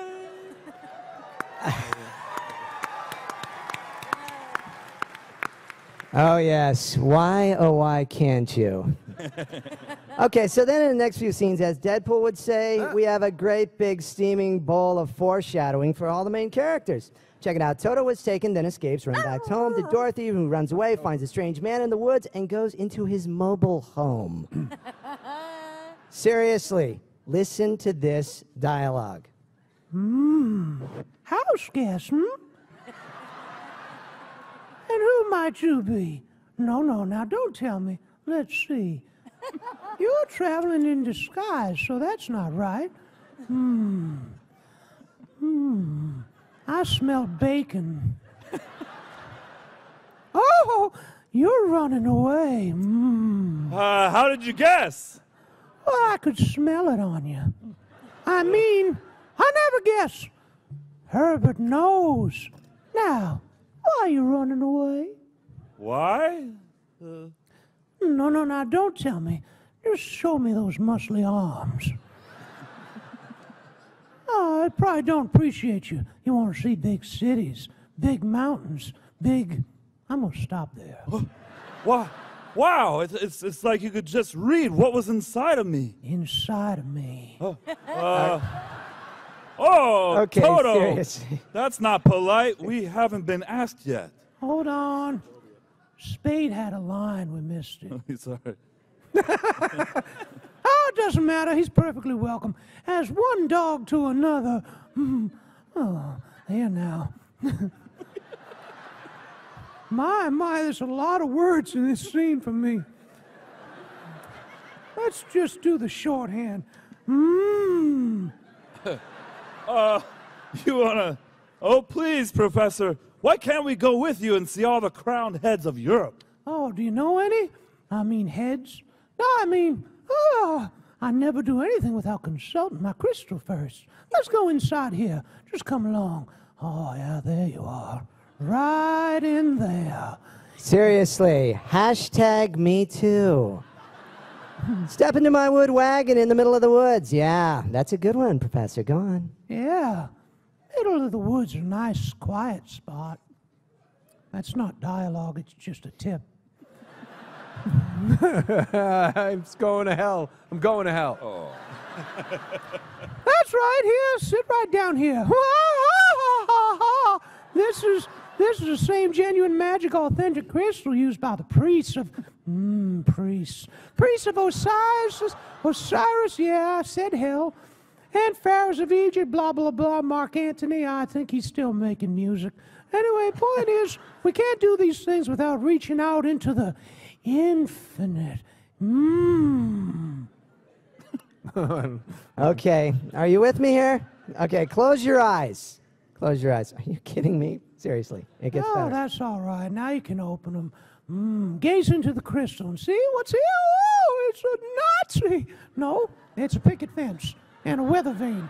Oh, look, a running horse. I knew. Oh. That's our farm. Yeah, God, I wish you had more lines in this. Hey, look, there's a polka dot dress. Face, just go, please. That's right. What is she doing? Oh, I can't quite see. Oh, she's crying. Yeah, someone hurt her. Someone has just about broken her heart. What's she doing now? God, you have lots of questions. Wow. Ah, Very inquisitive. Yes, I see that. Yeah. I got some answers for you. What? I'm just gonna go for the rest of this. You're kind of creepy. Yeah, thanks. Let's just But what's this? I thought you were going along with me. You don't suppose you could really be sick, do you? Yeah. Oh, I've got to go home right away. Yeah, boy, that's it. Sorry. Oh, no, okay, well, I have to go get to her right away. Come on, Toto. Goodbye, Professor Marvel. Bye. Thanks a lot. No, you're welcome. And scene. Yeah. I did too much. All right. I'll never do that again. Okay. Everyone still with us out there? Yeah? All right. And the next scene, audience participation, so pay attention. Oh. As the narrator, Ross, Michael Keaton as Beetlejuice. Oh. Yeah. As Dorothy Vanessa, Hera from Star Wars. All right. As Glinda Nolan, Jason Statham. As the witch, James, Nicolas Cage. And as the Munchkins audience, when we get to the scene, all right, here's your cue. And oh, by the way, guys, when there's songs, the first couple lines, and then if you want to cut it and let the audience take over, we're going to let you guys. This is participation. I told you, stay awake. All right, so the Munchkins, the part you're going to sing is Ding Dong, the Wicked Witch is dead. Witch, old witch, the Wicked Witch. Ding Dong, the Wicked Witch is dead. You got it? You all know the song. You've seen it, right? All right, so when I cue you, you're on. Ding Dong, the Witch is dead, all right? Okay, whenever you guys are ready. All right, so our leading lady just avoided a sticky situation in a wagon from a guy who went through her things and made her think she could see the future. Not true. Hey, so anyway, she turns around, finds a tornado coming. All right, I looked up for her 7 seconds, and Roka didn't even try, and then they run into a bunker. Not kidding her. Check it out. All right. Then she gets knocked out, unconscious, wakes up in the middle of a tornado. She's all sorts of funky things. It reminds me, hey, kids, don't do drugs. Am I right?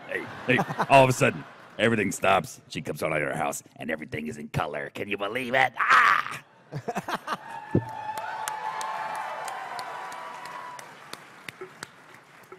Toto, where's Chopper? I have a feeling we're not in Kansas anymore. Hey, and this large bubble approaches Dorothy and the women in ball gown and what a wand appears. Really, kids, drugs are bad. Come on, don't do them. Oi, are you a good witch or a bad witch? Who, me? Oh, I'm not a witch at all. I'm Dorothy Gale from Kansas. Yeah, well, I didn't ask you where you were from, did I? Oh, well, is that the witch? Who, Chopper? No, that's Toto. That's my dog. All right, look here, I'm a little muddled. Munchkins called me because the new witch has just dropped a house on a wicked witch at the east. And there's this house. It's not funny. And there's this house, and here you are. And that's all that's left of the wicked witch at the east. And so what the Munchkins want to know is, you're a good witch or you're a bad witch? Oh, but I've already told you I'm not a witch at all. Witches are old and ugly. Oh, what was that? Munchkins, stupid. They're laughing because I'm a witch. I'm Glinda.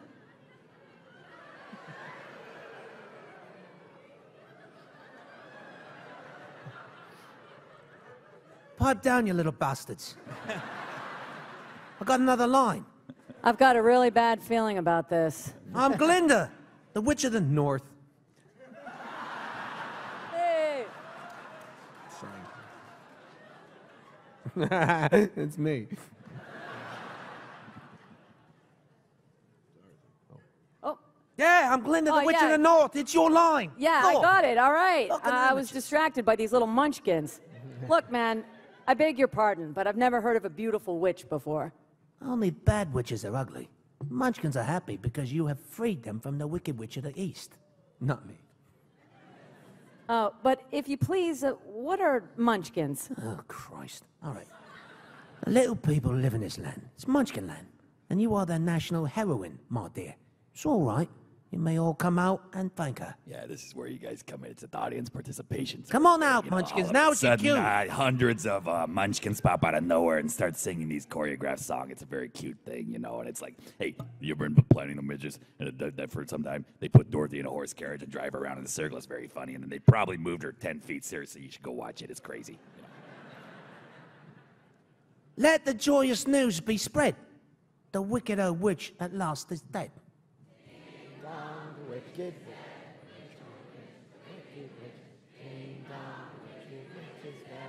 Yeah. All right. All right. Let's skip ahead a little here. There's a whole bunch of rhyming munchkins, and then the scenes there. You know them all. Come on, they're doing the Lollipop Guild and all that. So bring on a puff of smoke and watch the witch. Yeah. I thought you said the witch was dead. Oh, that was her sister, the Wicked Witch of the East. This is the Wicked Witch of the West. And she's worse than the other one was. Okay. Who killed my sister? I was simply trying to get the role of Superman. I turned my back for a moment. Who killed the Witch of the West? Was it you? No, it was an accident. I didn't mean to kill anybody. Oh, yeah. Well, my little pretty. You know, I can cause accidents too. Uh-oh. Have you seen my latest films? Wow. Glinda. Yeah. I was just reveling in the thought of your movies. I was just... Aren't you forgetting the ruby slippers? Of course, the slippers, yes, the slippers. They're gone, the ruby slippers. What have you done with them? Give them back to me, or I'm gonna have to... Oh, it's too late. There they are, and there they'll stay. And scene. Nice.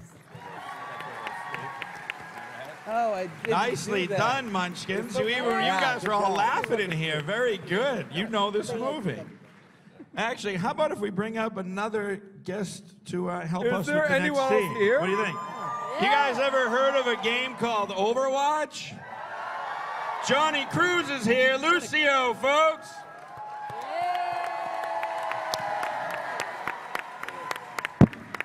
No!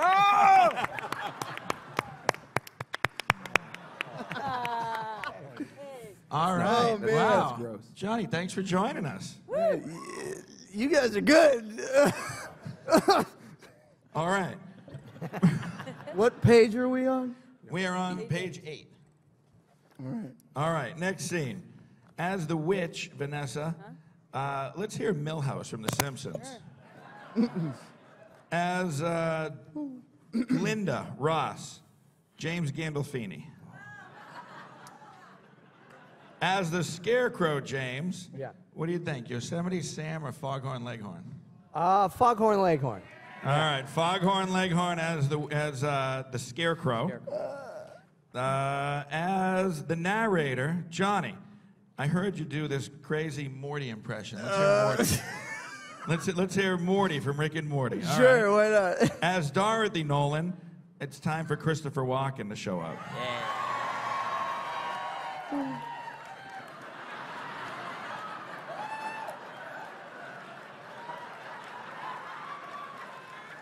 Chris. So this not back to it. Come on. All right. And in this one, guys, audience participation again. The Munchkins get to sing Follow the Yellow Brick Road. So let's see how many times you're going to be able to repeat and follow that one as a group. And I want to hear the people in the back. You cheated last time. I saw you. All right. Now, whenever you guys are ready. Also, the ending scene, Dorothy and the Scarecrow, we're off to see the wizard. Audience, you better jump in after that first verse. All right, whenever you guys are ready. Hey, you know, I get a little nervous trying to read. Rick. Morty, come on, just spit it out. Oh, geez, Rick. Somehow the ruby slippers end up on Dorothy's feet. Yeah. She didn't know it. But she models them nicely. Drugs are bad. Seriously, Morty, are you having an aneurysm? What's going on over there? No, you stuck an alien in my butt. He's moving around. We'll talk about this later. No, Morty, don't pass it. God. Such an idiot, Morty. Please, get it out, Rick. Put the alien back in your butt. God. Get it back in there. Oh, jeez, Rick.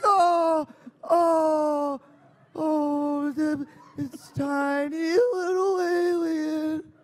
And it's calming me down, okay? Oh, go on. Everything's coming up, Millhouse. Give me back my slippers. I'm the only one that knows how to use them. They're of no use to you. Give them back to me. Give them back. Hey, keep tight inside of them. Their magic must be very powerful. She wouldn't want them so badly. You stay out of this, Glenda, or I'll fix you as well. Oh, rubbish. You have no power here. Be gone before somebody drops a house on you, too. So this is what it feels like when doves cry. Very well, I'll bide my time. And as for you, my fine lady, it's true. I can't attend to you here and now as I'd like, but just try to stay out of my way. Just try. I'll get you, my pretty, and your little dog, too. Hey. My glasses! I'm afraid you've made a very bad enemy of the Wicked Witch of the West. The sooner you get out of Oz altogether, the safer you'll sleep, my dear. Otherwise, you'll be sleeping with the fishes. You know what I mean? Capiche? Oh. I'd give anything to get out of Oz altogether, right? But which is the way back to Kansas? I can't go the way I came. No, that's not true. The only person who might know would be the great and wonderful Wizard of Oz himself. Wizard of Oz? Whoa! Is he good? Oh. Or is he, I don't know, wicked? Hey, he's very good, but also very mysterious. He lives in the Emerald City. Hey! And it's a long journey from here. Did you bring your broomstick with you? No. I'm afraid I didn't. Well, then you'll have to walk. The Munchkins will see you safely to the border of Munchkinland. And remember, never let those ruby slippers off your feet for a moment, or you'll be at the mercy of the Wicked Witch of the West. But how do we start for Emerald City? It's always best to start at the beginning. And all you do is follow the yellow brick road. But what happens if... Just follow the yellow brick road, you stupid son of a bitch.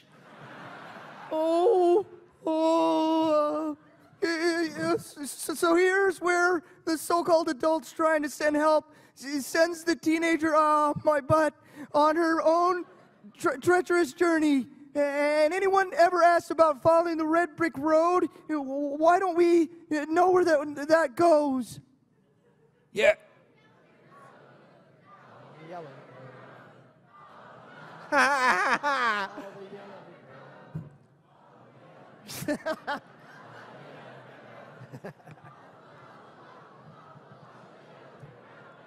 Follow the yellow brick road.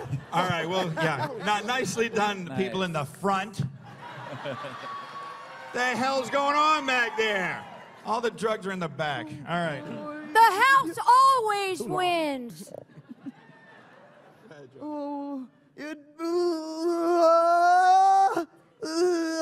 Morty, seriously, what's wrong with you? Are you having an aneurysm or what? I'm having an anus baby. God. You released it into the audience. Look out! Rick and Morty is a cartoon.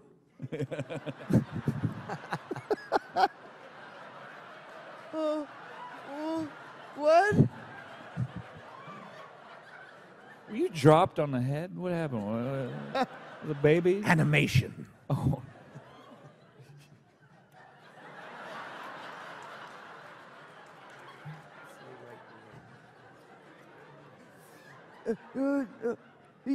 Dorothy comes to an intersection on the road. Shouldn't this be a one-way road? She meets a scarecrow with no brains who sings a song and keeps falling down, but invites him to come to the wizard with her. Very trusting young girl. La da da da dee da dum doo da doo da. I say, boy, I say, you're off to going to see a wizard, son. I say a wizard, boy. Yeah, wizards. Boy's about as nutty as a fruitcake. Do you think if I went with you to see this, I say this wizard, he might give me some brains, boy? Dinosaurs used to live here. Now they're gone.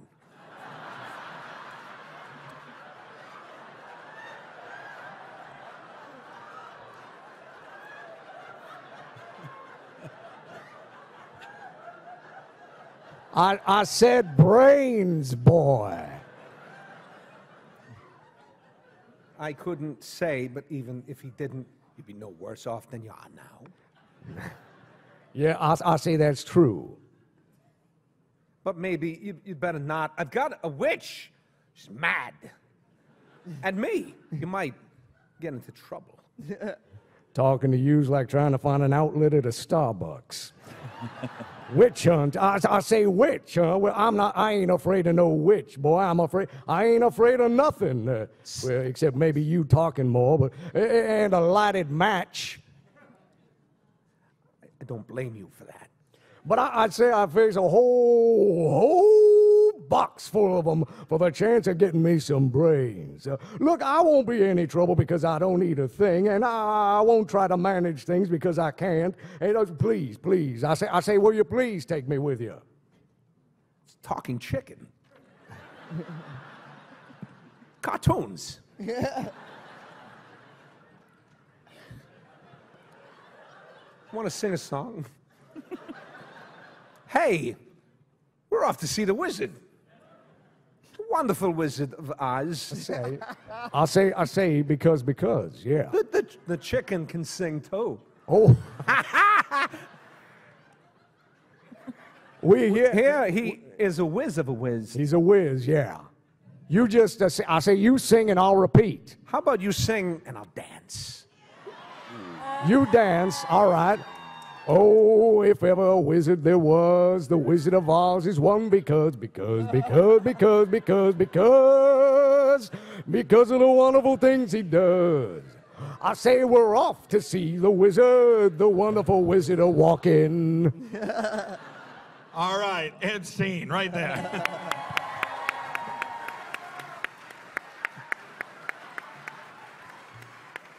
That's just Nolan. It's not real. It's not real. I told you, they're just, you can't control this. It's a graphic. It goes It's off the printed on rails. a We screen. can't bring it back. All right. Moving on, Mr. Walken, to the next good. scene. As Dorothy in this one, James, how about we do Obi-Wan Kenobi? Okay. As the narrator, Vanessa, Cardi B. Okay. Some people. All right. As the Tin Man, Nolan, Gilbert Gottfried. What? Yeah. Yes. As the Witch, Ross, Al Pacino. Yeah. Gilbert Gottfried.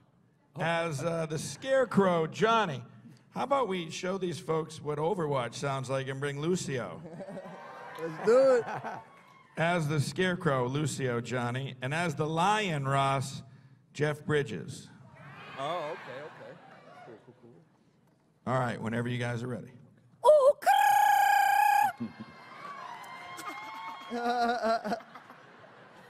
So they skip down the road together to find the wizard. I make money moves, okay? And somehow pick the right path. Remember, they had 3 choices, okay? These are blood issues. Yeah. On the way, they talk to a couple of trees. Oh, eat some apples and meet a man made of tin. What?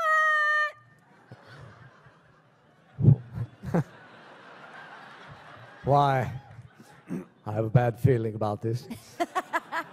Why, it's a man. Ooh.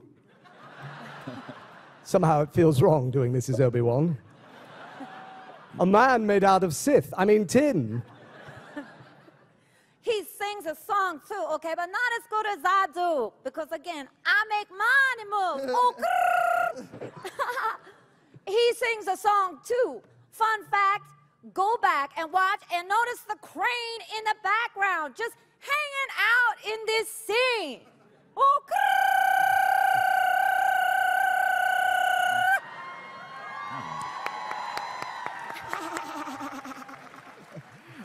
Oh dear.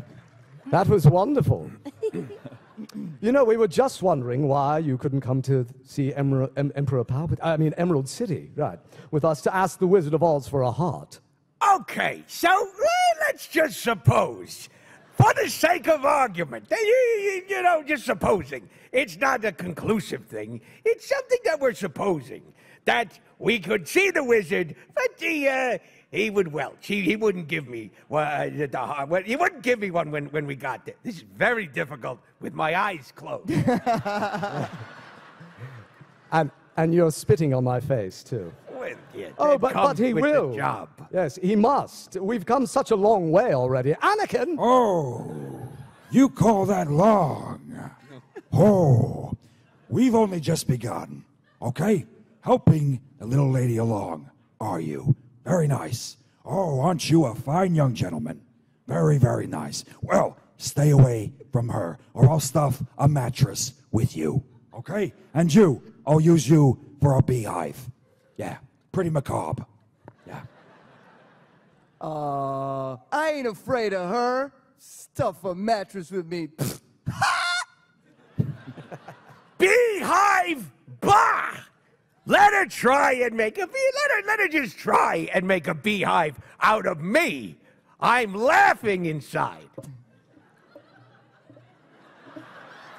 To Oz, which is the place we're going. To Oz? Where I really don't want to sing this alone, Jeff. All right, here we go. We're off to see the wizard, the wonderful Wizard of Oz. Here is a wizard, if ever a wizard there was. If ever Wizard of Oz is one because. There it does. This just became not a show for children. Because of the wonderful things Vanessa does. I warn everybody. All right. Please, just move on to the next part. So, Dorothy continues, be careful with me. Yeah, walking along with two strange men into the forest, like, skipping and singing. I mean, is no one seeing what is going on here? I mean, another fun fact, if you watch a VHS version, there's this hanging out munchkin in the background of the scene. They edited it out of the DVD version. Do you suppose we'll meet any wild animals? Well, yeah, we might. Oh. Animals that they eat straw? Well, some, but mostly lions and tigers. Oh, and bears. Lions? And tigers? And bears. Oh. Lions and tigers and bears. Oh, my. Yes, lions and tigers and bears. I said that. Okay. Lions and tigers and bears. Yes, again. Oh, my. Lions Again. and tigers and bears. Oh, my. Yes. Lions and tigers and bears. Oh. Hey, man, you know, I love the singing and all, but put them up, all right? Put them up, all right? Which one of you first? I'll fight you both together if you want, man, you know. I'll fight you with one paw tied behind my back, you know.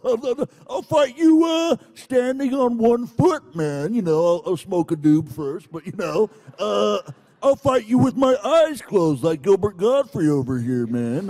You're pulling an axe on me, man? That's pretty aggressive. It's not.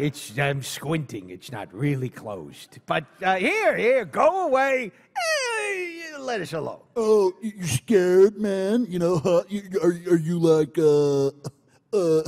Are you afraid, man? How long can you stay fresh in that can of yours, man? Come on, man. Get up and fight, you shivering junkyard. You neo-Nazi man. Come on, man. Put your hands up, you fascist. You know, like, you lopsided bag of hay. Come on, man. Where are we? Hey, now that's getting real personal, Lion. Would someone please give him his rug back? Yes, get up and teach him a lesson. Tied the room together, man. You know, it really did pull the room together, yes. It really did. You know, what's wrong with you teaching him a lesson? Well, I hardly know him. Toto starts barking. Well, I'll get you anyway, Pee-wee. And scene. Yeah.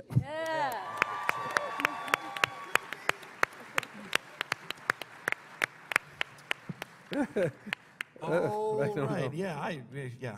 Anyone else out there following along? Yeah, you guys good? How about we just hear the people in the back for once? All right. I swear to God, the drugs are in the back. All right. Next up. All right. As the narrator, Nolan, Peter Griffin from Family Guy. We'll see. As the Scarecrow, Vanessa, sing your lines as Cher. Oh, okay.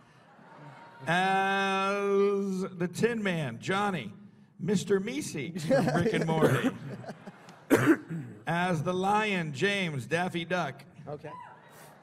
As the Guard, Nolan, Liam Neeson. And as Dorothy, Ross, how about Harrison Ford?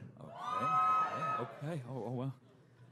All right. Han Solo fans. All right, whenever you guys are ready. All right, so just bear with me. The lion chases Toto, the little dog there, and Dorothy bitch slaps him and he starts to cry. And as expected, our little girl with no adult supervision asks a third man to accompany her through the woods. Yeah, that reminds me of the time. Oh, we can't do cutaways, can we? All right. This time they actually get drugged. Giggity! Pass out in a poppy field. Then it snows and they wake up and now they see eyes now, along with a lot of other colors. Yeah, they're probably wicked high. They head to the front door and ring the bell. Remember, kids, drugs are bad. If you please, sir, we want to see the wizard right away. All four of us. I can't even look at him. Orders are, nobody can say the Great Halls. Not nobody. Not know how. Oh, but please. It's very important. Yes, and I got a permanent just for the occasion. Woo-hoo. Not nobody. Not know how. Do you believe in life after love? But she's Dorothy. The witches, Dorothy. Well, that makes a difference. Wait here. I got you, babe. Oh, did you hear that? He'll announce us at once. I've as good as got my brain. If you sing over another line of mine, I will find you. And I will kill you.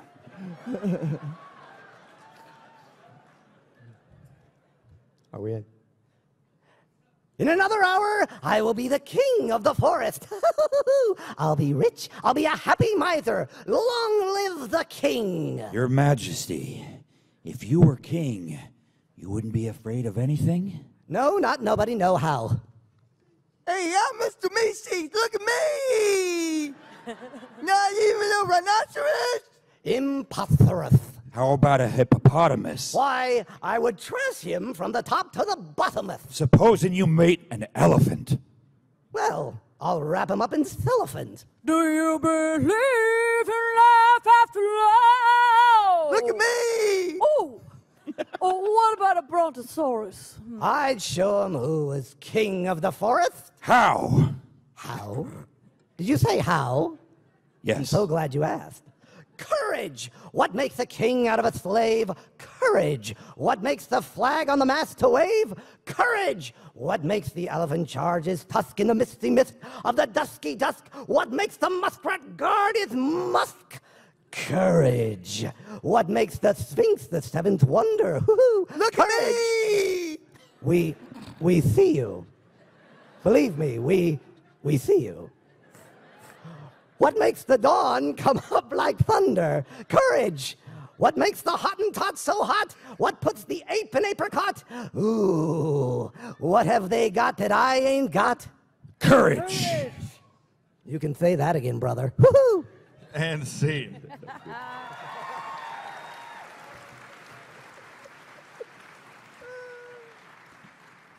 All right, who's having fun? That's what I want to hear. Okay, next up, let's see. How about, we haven't heard, Johnny, we haven't heard from Arnold Schwarzenegger yet. Let's hear Arnold Schwarzenegger as the Scarecrow. Oh, yeah. As the Witch, Ross, Sylvester Stallone. As the Wizard of Oz, Nolan, Mickey Mouse. As the narrator, Vanessa, Gamora from Guardians of the Galaxy. Okay. You don't want Toothpick. Or would you rather have Toothpick Sally From the regular show? Any regular show fans out there? Toothpick Sally. No, this girl's like, nah. Okay, Gamora, you got it. It is, all right. As the Tin Man, Russ, Anthony Hopkins. Okay. As the Lion, James. Should we do Sylvester the Cat or Fred Flintstone? Should we let the audience choose? Or We'll do Fred Flintstone. Yeah, Fred. Fred Yeah, Flintstone sure, why it not? is, as the Lion. And last but not least, Ross, once again, as Dorothy, Justin Timberlake. Okay. Oh, yeah. Whenever you guys are ready. As our group travels through Emerald City, they get stuffed, buffed, clipped, and massaged. Wait, what? All in a very G-rated way. Yeah, I've heard that before. A horse changes colors. A witch sky writes in the what? Oh yeah, she skywrites, that's a verb, on her broom. And everyone sings songs. Now, on to the wizard we go. Oh boy, I am Oz, the great and powerful. I own Marvel now.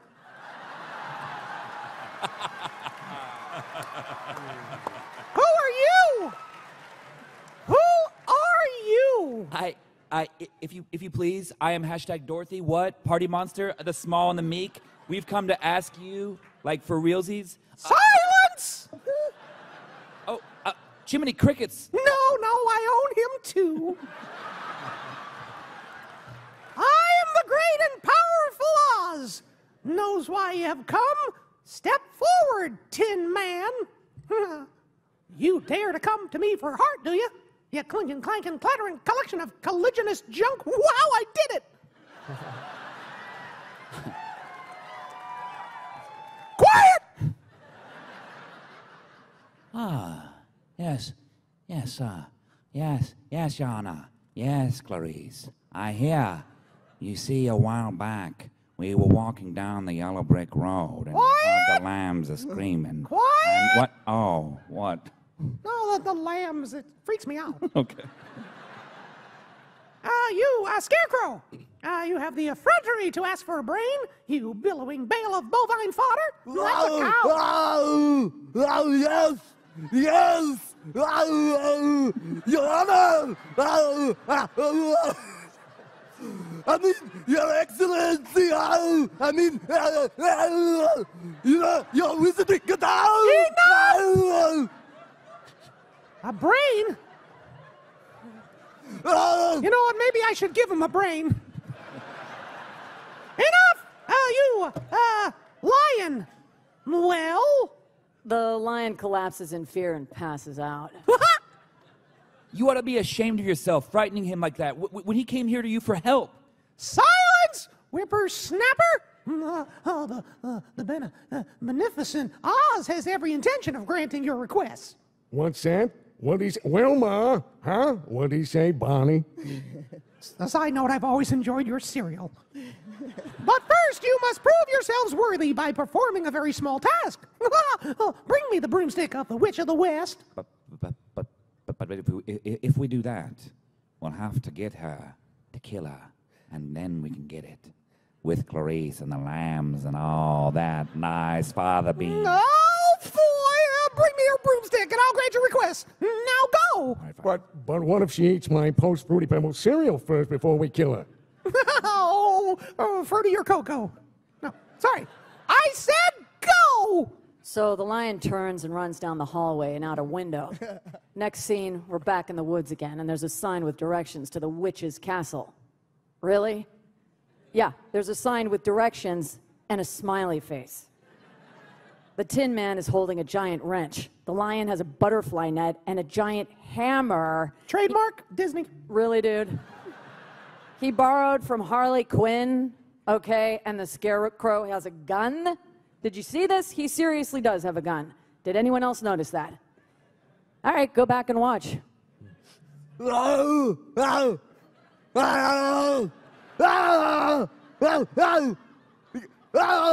Somebody help this guy.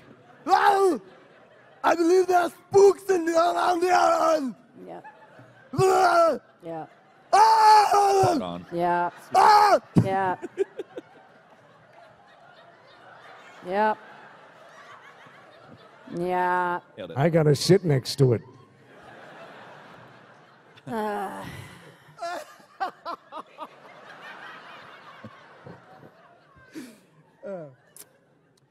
I'm the Tin Man, I think, still. Yeah, that's ridiculous. Am I still? No, I'm not the Tin Man. Oh, I'm Hopkins, shit.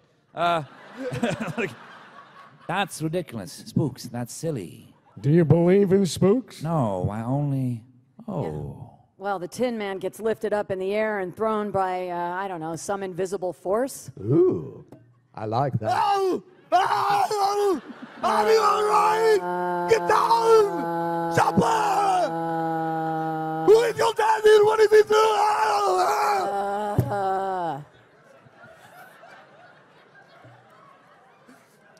Yeah, douse him.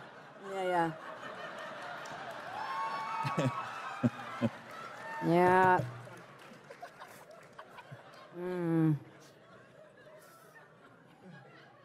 Where the hell are we? I think, yeah. Well, okay. Wilma, I do believe in spooks. I do believe in spooks. I do. Yes, Mr. Slate. Yes. I do believe. Now, down, Dino. You'll believe in more than that before I finish with you. I mean, like, you gotta take your army to the haunted forest, all right? I mean, like, you gotta bring me that girl and her dog, you know, a little dog, a little schnauzer or something. It was beautiful, like. I love a good dog, you know what I mean? Like, hey, do what you like with the others, you know, but I want her alive and unharmed, you know? Like, they'll give you no trouble, all right? I promise you that. But take special care of those ruby slippers, you know what I mean? Like, I want those slippers most of all, all right? Now fly, you know, bring me that girl in her slippers, you know? FYI. Oh, fly, I'm dyslexic. Fly, yeah. And see.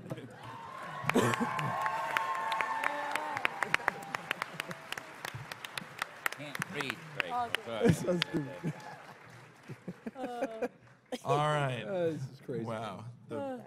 Hearing Sylvester Stallone yell fly, I just... Fly, baby. That was great. All right. Next up, we have, as the Scarecrow, Vanessa. Yeah. Julia Childs. Ooh.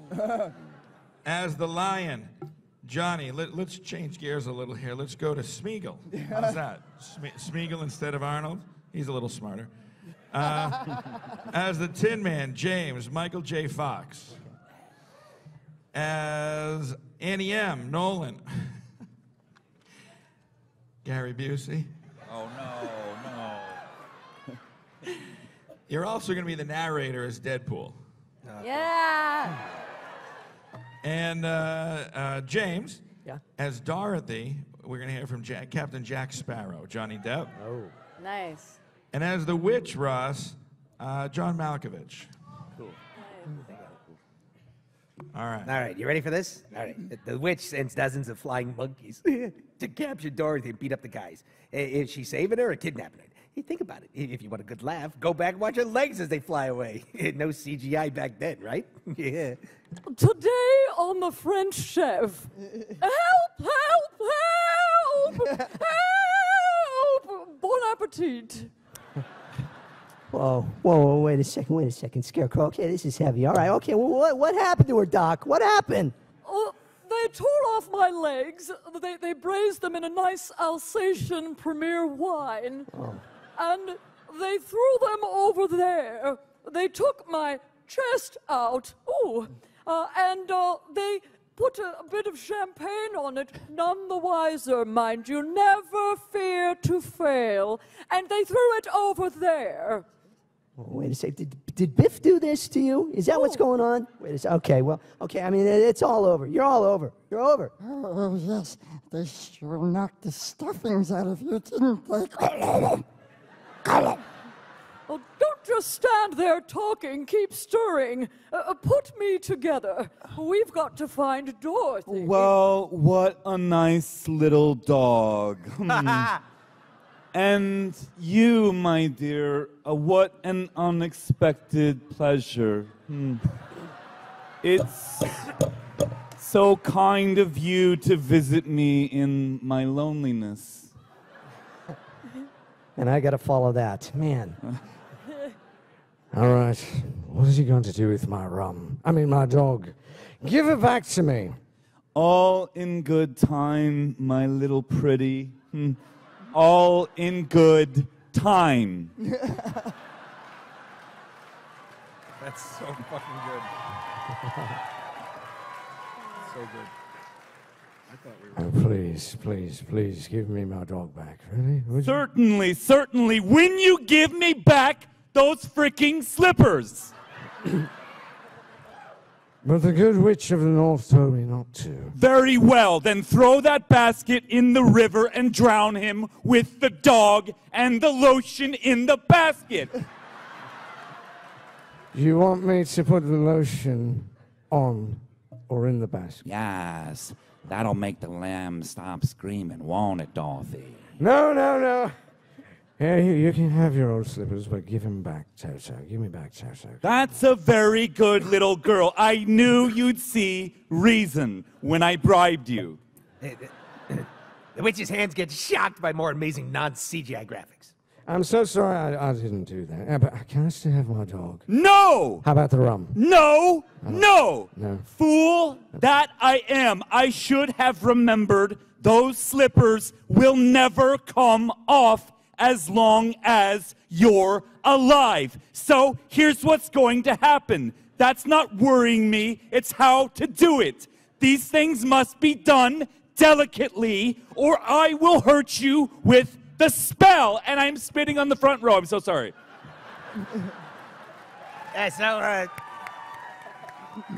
So Toto runs away as the monkeys throw spears at him. A good plan. The witch tells Dorothy she's gonna die when the hourglass empties and leaves the room, as all good villains do once they've revealed their plan. Dorothy sees her aunt in the witch's crystal ball. Ooh! I'm frightened. I'm frightened, Auntie Em. I'm frightened. I'm very frightened. Oh, God. Did I mention I'm frightened? Gary, it's your line. I got it. I got it. He does this, it's okay. I got it. I got it. I got it. All right. All right. Medic. I got it. All right.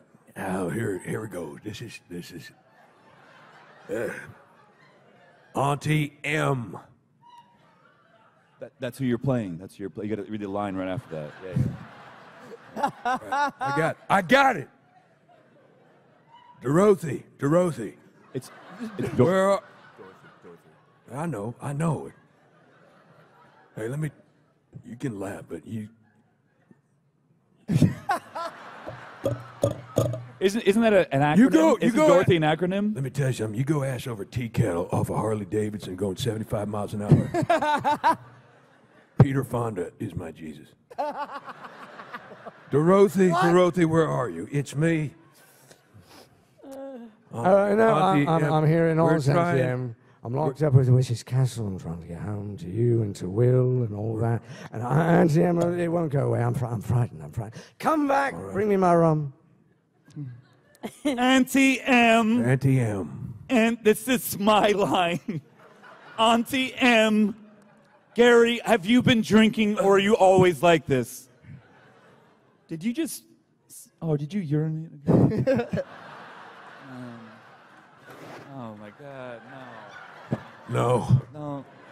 Ladder over here. Come back. I can't look at him. Come back. I'll get you, Auntie M, my pretty. He's pretty.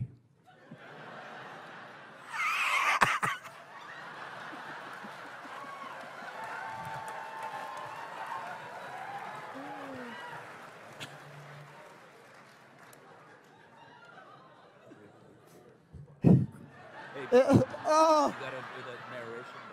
I don't want to do it anymore. Well, you gotta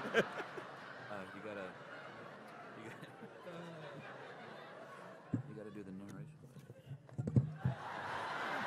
Toto climbs down a mountain, finds a group in a forest, and then Dorothy's there, and there's people following them, and then they're being chased like a scene from Gattaca.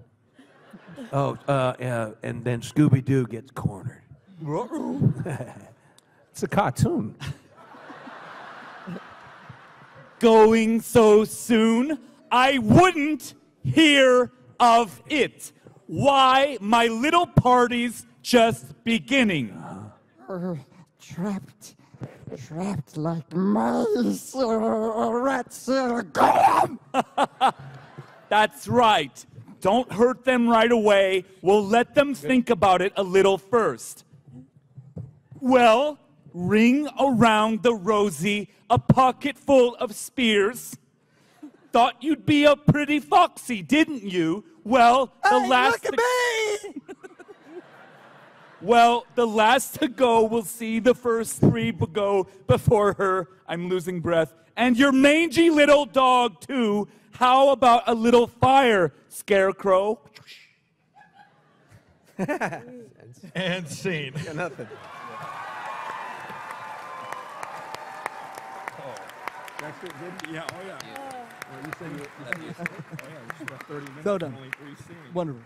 We'll do it. I'll put stuff together. That happens. All right. Next scene. Let's see. As Dorothy Nolan. How about Sean Connery this time? Yeah. He usually doesn't wet himself. I mean, that, you know.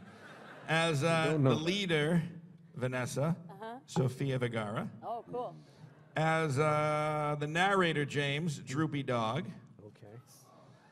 As Oz, Ross, Matthew McConaughey. Audience, you are the Winkies in this one. Those are the witches' guards, in case you didn't know that. And your job is to say, the wicked witch is dead. You're going to say it twice. I'll cue you for your lines, okay? People in the back, okay? God damn it, they're all high. All right, that's the audience. And as the witch, this is the big scene where the witch dies. James Arnold Taylor is going to be Gilbert Gottfried getting liquidated. Okay. No pressure after Nolan. Right. No, none. And whoever pays attention the most might get a prize after this scene. Whenever you're ready. Gilbert's awesome. Who am I? Where is the witch? What? Which one am I? You're playing Johnny Cruz? Right now, Oh, yeah, that's good. you're Johnny, right. This is that one scene where there were only 4 parts. Oh, okay. I get it. Where does she melt? I don't see where she melts. Do you want how you mic drop. You gotta. These look expensive. You gotta clunk it. There's more of a tap. You could lead the audience. You want to lead the audience? Just forget it. Are we ready? You good? You feeling all right? No. Okay. Later on, we'll have ice cream. Hello, Joe. The witch lights Scarecrow on fire. He bounces around and Dorothy throws a bucket of water on him, getting the witch wet too. If water was your only weakness, why, there was a random bucket of water there. And how did she shower? Think about it. Okay, here we go. Oh, sure. You cursed brat. Look at what you've done now. Now I'm melting, and not in a good way. Not like a hot fudge sundae where the ice cream gets really nice. And you go, oh, that's very good. That's a good sundae. More like in a 70s fondue party with a guy named Earl who's going, does this cheese look good anymore? No, I'm melting in a bad way. I'm not molting like that bird I played or that duck that said Affleck. Ben Affleck. Ben Affleck's a good actor, but Batman, really? Oh, sure. Who would have thought a good little girl like you could destroy my beautiful wickedness? Oh, now it's bad. I'm melting. He's melting a long time, isn't he? You think maybe he just melt faster, but no, there he goes. Oh! Oh! Oh, okay, I'm done. Ay, Dios mío! He's dead! She's dead! Mira, you killed her!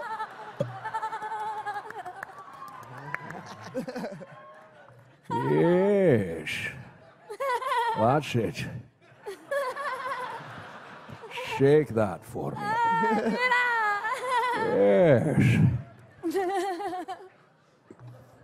All right, then. I didn't mean to kill her. Really, did not. It's just that he was on fire. Hail to Dorothy! The wicked witch is dead! Hi! The broom. May we have it? Please, take it with you, and also me. Yes.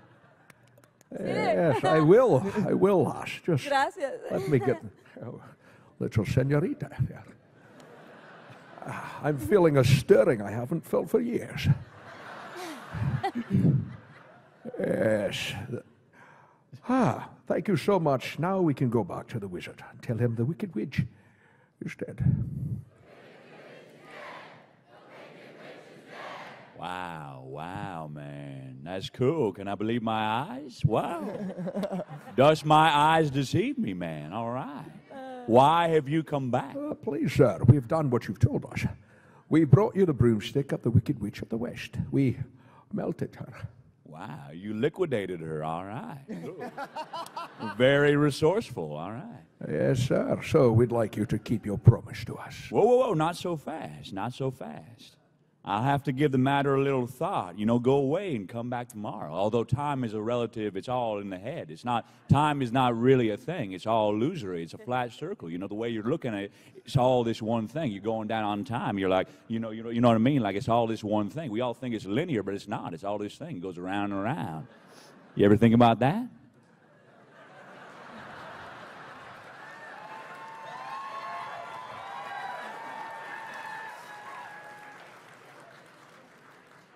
I wondered if you can take a punch. But yeah, come back tomorrow, man. Come back tomorrow. Yes, tomorrow. Yeah. I would really like to go home now. That's not a line. Well, That's what I would like to do. Hey, do not arouse the wrath of the great and powerful Oz, all right? I'll break out my bongos and it'll be a weird time, all right? I said, come back tomorrow, even though time is relative. If you were really great and powerful, you'd keep your promises. Do you presume to criticize the great and powerful Oz? You ungrateful creatures. I think that you should think yourselves lucky that I'm giving you an audience tomorrow instead of 20 years from now, even though, again, time is all relative. It's a flat circle. Anyway, so, the great Oz has spoken, all right? Pay no attention to that man behind the curtain. The great and Oz has spoken. Fugazi, all right? Who are you? Well, I am the great and powerful Wizard of Oz. You sound like you're from Austin. I'm from... I don't believe you. And scene. Okay.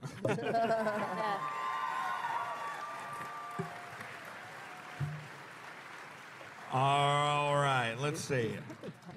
Yeah. No, it's not. All right. So in this one, let's have a little fun because everyone's going to love to Because we hear. haven't up to this point. Yeah, right. Hey, we're going to love to hear Dorothy Vanessa as Melania Trump. And who else for the Wizard of Oz, Ross, but Donald Trump. Oh, man. Half the room loves it, half the room Does hates anyone it. have Not an my orange fault. Sharpie? Okay. Nolan as the Scarecrow, King Candy from Wreck-It Ralph. James as the Tin Man, Jeff Goldblum. Okay. Johnny as the Lion. How about if we have you play another character from Overwatch? How about Diva? Perfect. Overwatch fans, Johnny's gonna be Diva. All right. While they get ready for that, who wants some free stuff? Who's louder? Who's louder?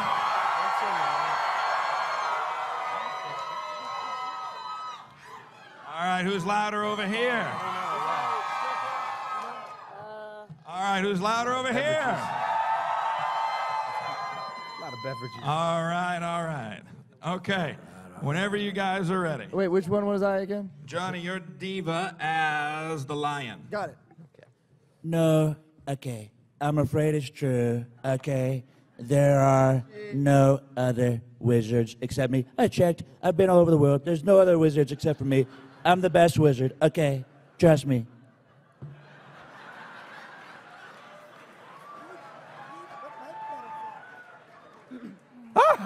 Oh, you humbug! Yeah, that's exactly so. I am a humbug, okay? Oh, you are a very bad man. Oh, no, my dear. Fake news, okay?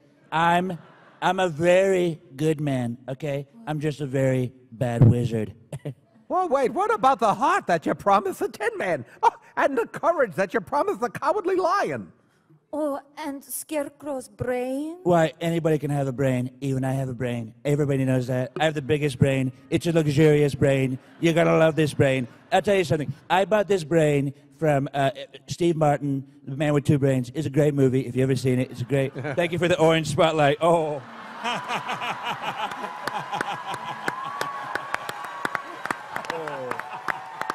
Nice. Way to go, lighting. I can feel myself getting tanner by the minute. I love it. That's a very mediocre comedy. Sorry, every pusillanimous creature, I don't even know what that word means, pulchritudinous, and crawls earth, or slinks into slimy seas from China, has a brain. Back where I come from, you know, everybody knows I come from the best place, okay? We have our universities, seats of great learning, where men go to become great thinkers. And when they come out, they think deep thoughts like I do. I think all my best thoughts in the toilet. Melania can vouch for that. Yes, I never hold his hand, but it's true. It's true.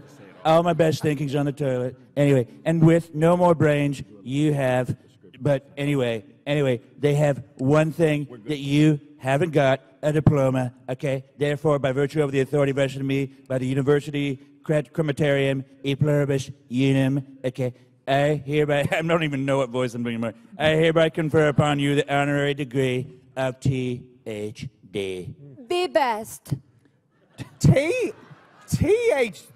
Yeah, that's what I said. That's Doctor of Thinkology. I have a doctorate in this, I know. I'm the best. Wait, the sum of the square roots of any two sides of an isosceles triangle is equal to the square root of the remaining side. Oh, joy, rapture! I've got a brain! How can I ever thank you enough? Well, you can't. Okay, so here's the deal. As for you, my fine friend, you're a victim of disorganized thinking. You are under the unfortunate delusion that simply because you run away from danger, you have no courage. You're confusing courage with wisdom, you know, and fake news with CNN. Anyway, back where I come from, we have men who are called heroes, and they have no more courage than you have, okay? But they have one thing that you haven't got, a medal. Therefore, for meritorious conduct, extraordinary valor, conspicuous bravery against wicked witches, okay? I award you the Triple Cross, okay? Boom, there you go, Triple Cross. You are now a member of the Legion of Courage. I started the Legion of Courage. It's the best Legion, okay? Everybody knows this. Oh, shucks, folks. I'm speechless. GG. Thank you. And as for you, my galvanized friend, you want a heart. I want a heart too. Don't think I'm going to get one. Anyway, you don't know how lucky you are.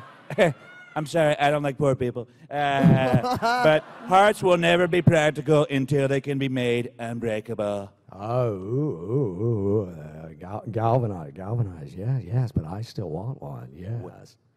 Back where I come from, I love Jurassic Park, by the way. You were great in that. Don't let anyone tell you otherwise. Life finds a way, am I right? I have like 20 kids. I don't even know where they came from.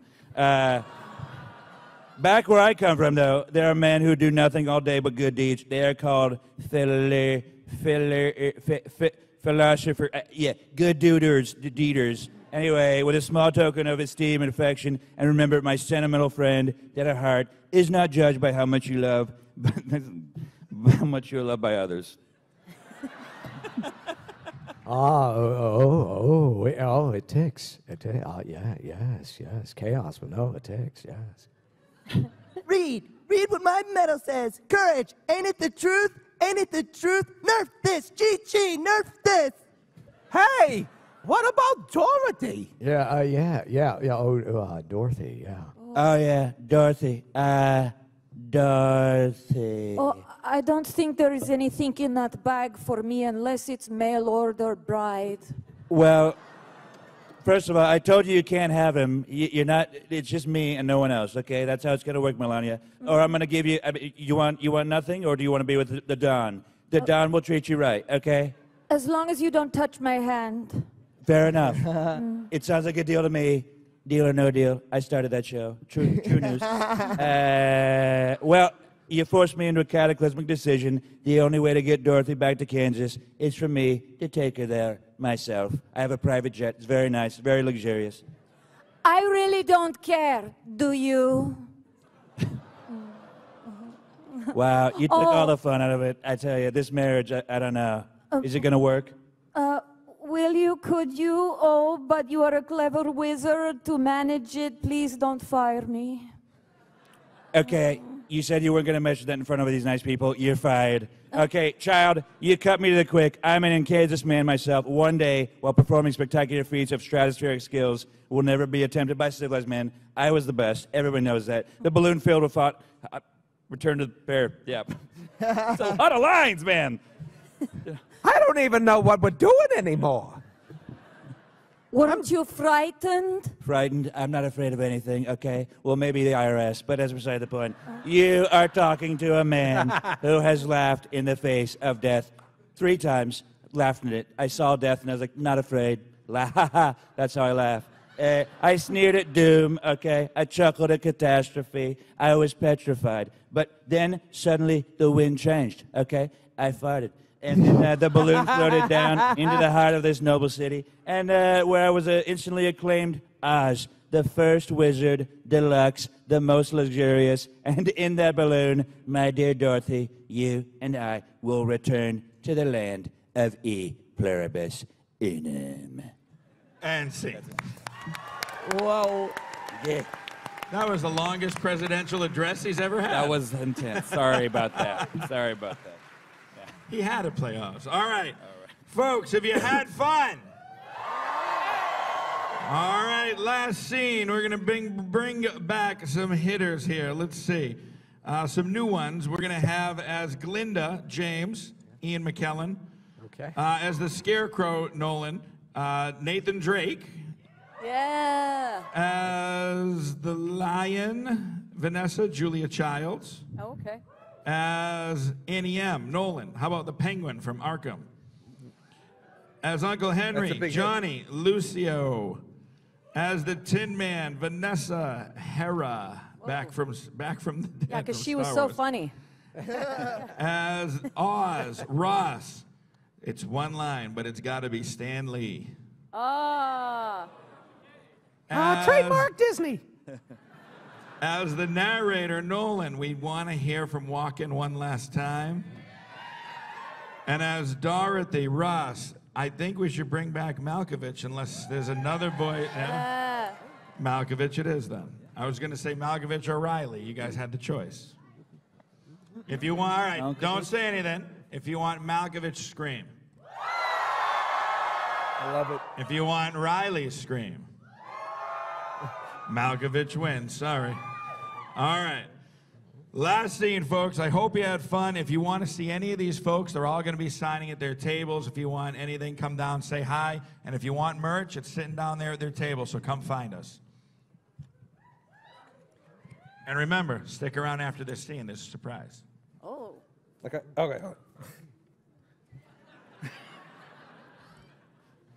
Cut to the courtyard, right? Where everything's green except our main crew. Dorothy and the wizard are in a balloon that says Omaha on it. It's Nebraska. Last I checked, that's not in Kansas. Where exactly is this guy taking her?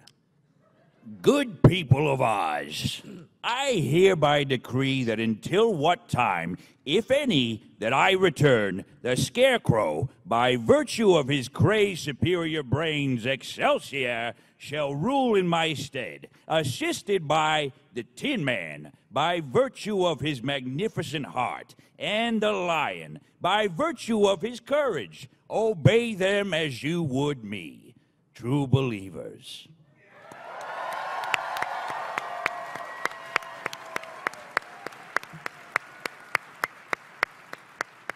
At this moment, Toto, his dog, right, decides to chase the only cat we've seen in the whole movie.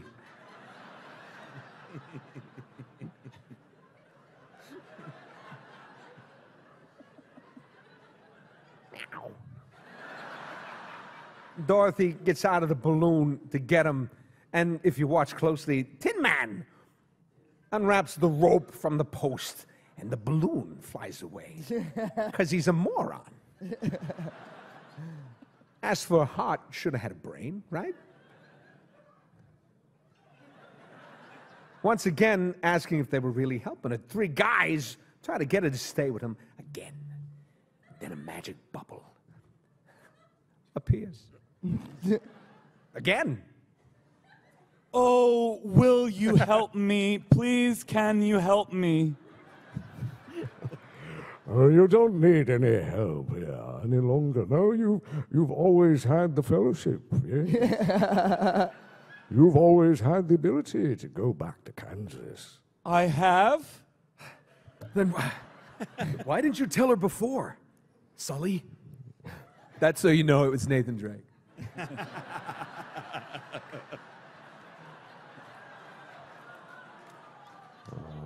Because she wouldn't have believed me. She had to learn it for herself. Seriously, I didn't know it was my turn.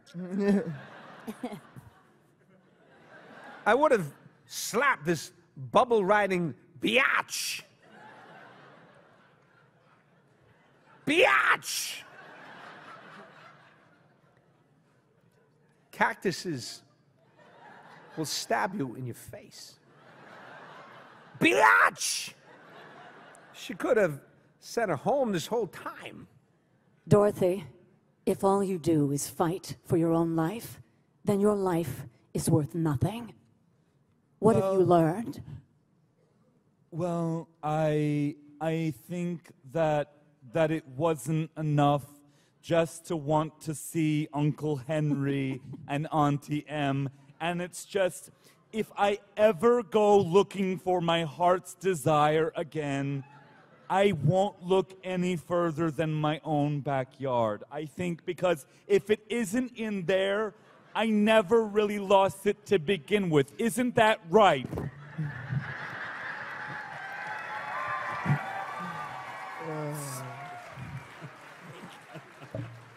And again, I always have to follow that. That's all it is. She had to find it for herself. She shall not pass! She'll be home in 2 seconds. Oh, Toto too? Yes, Toto too. Oh, dear. That's too wonderful to be true. Oh, it's going to be so hard to say goodbye. I love all of you so much. In fact, goodbye, Tin Man. Oh, don't cry. You'll rust so dreadfully, won't you? Here's your oil can. Goodbye.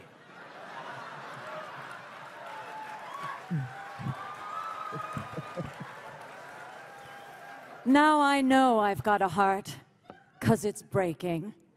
Oh, I'm so sorry. Goodbye, lion.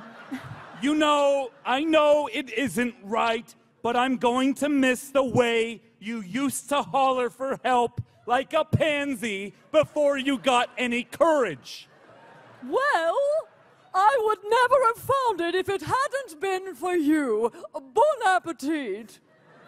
I think I'll miss you most of all, Julia child. Oh, just make a bouillabaisse and I'm right there with you. I'm ready now. Sorry. Oh, no. Yes, well, then close your eyes and... I don't mind. Skip my line. Well, wait. You snooze, you lose. You're there walking around looking at the wall, saying, oh, look, yes, birds, birds. You close your eyes, tap your heels together 3 times and think to yourself, there's no place like home, Frodo. There's no place like home. Will I go back to the Shire? Yes, you can go back to the Shire if you choose. Yes. There's no place like home, you see, yes. There's no place like home. Yes. There's no place like home. Yes. There's no place like home. Take your hand off my There's leg. no place like home. Stop. Oh, that was a little too much. Wakey, wakey there, honey. No place like home. There's no place like home. No place. Dorothy. Craw. Dorothy, dear. It's Auntie M, darling. Oh, Auntie M, it's you. I'm so glad to see you again. Yes, it's nice to hear you again, too, darling. Oh, she's got quite a boop on the head. We kind of thought there for a minute she was gonna leave us. Oh, but I did leave you, Uncle Henry. That's just the trouble. I had a bad trip, and then Brad Pitt was there, and Sean Connery, and Droopy Dog, and then I tried to get back for days and days, but I took way too much, and it was a lot. There, lie quiet now. You just got into the mushrooms, didn't you, darling? You had a bad dream. No! It wasn't a bad dream. Listen, it was a place called Emerald City. I was there. And you were there. You were there. And you were there too. And it couldn't have been a dream. Could it?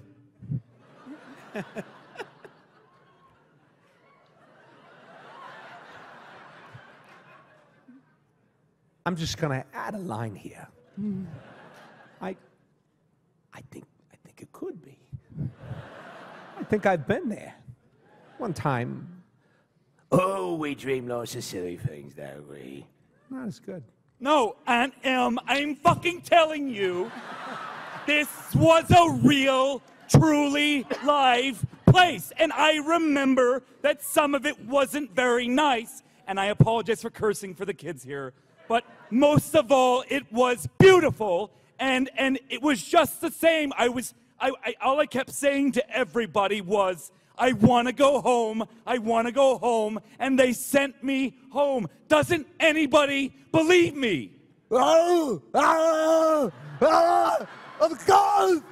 course, we believe you. You came back home. You're here. You're here now. We love you.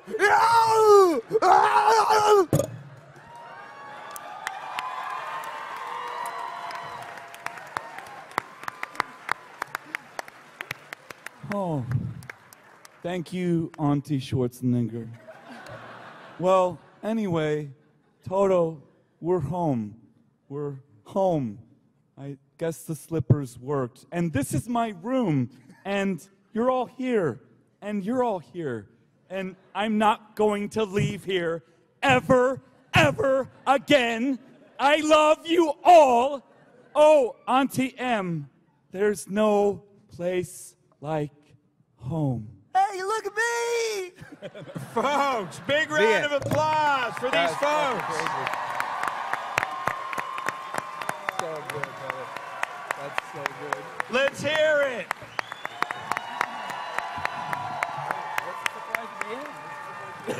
Oh, he's offering us. Oh, good. All right. So, your big surprise. We are raising money for charities here, folks. So think charity. SPCA, St. Jude's, we're going to give money. I have a signed script by everyone that was up here. All the money donated will go to charity. We can even get more if enough of you are out there are interested. We're going to do a live auction. You want it? All you got to do is speak up. We're going to start it out. What do you think? 200 bucks? What was that? 200 bucks? Nobody? Wow, this is an epic fail. Come on. Guys, this money goes to animals that have no home. Someone in the back is yelling. How much? 200. We got 2. Let's go from there. Who's 250?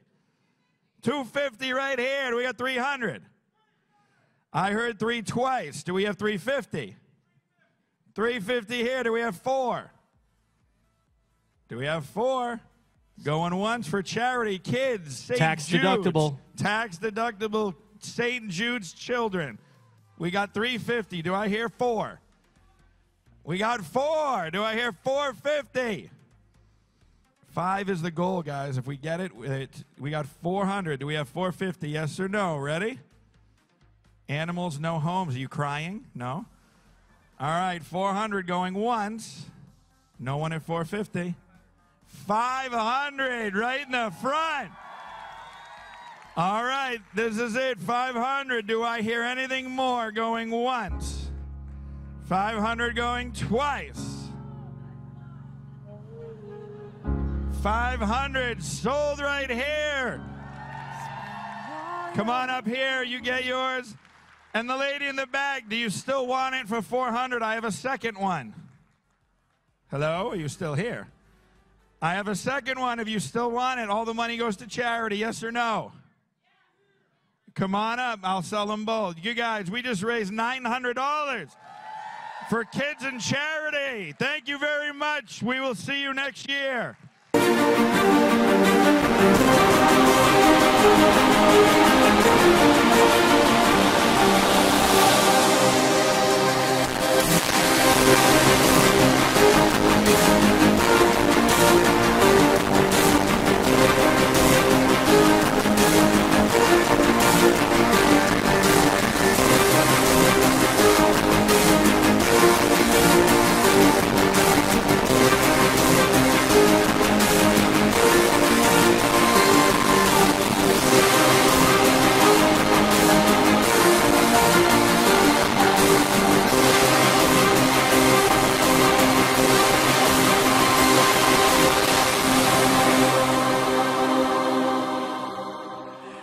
Emerald City Comicon, please welcome your hosts, Amanda and DJ Elliott.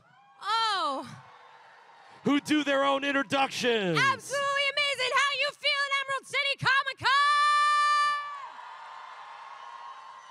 It is time for the Western Championships of Cosplay. Tonight is going to be an incredible evening. You are going to see amazing cosplay, all sorts of incredible stuff from amazing artists. You think you're ready to see all that? Okay, good. We're going to bring our judges out in just a moment because remember, this is the championship. So what that means is that at the end of the night, we are going to crown our winner. And that winner is going to be walking away with $1,500. Not bad. And more importantly, they are going to be walking away with the opportunity to represent the United States in the World Championships of Cosplay happening at C2E2. How amazing is that? So all sorts of great stuff is going to be happening. And folks, why don't you say we just get this started and get our judges out here? How do you feel about that? Let's do it. Let's get those judges out here. Let's get this started by bringing out our first judge and a personal friend of myself. Give it up for Philip, also known as Canvas Cosplay. He's a maker, a cosplayer, teaching artist, and man, he puts this stuff together in like 6 days. How long did it take you to do this one, Philip? More than 6 days. Okay. He likes to relax in bubble baths right before the championship of cosplay.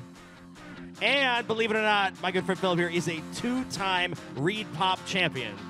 So he knows what he's doing. Ladies and gentlemen, it's Philip.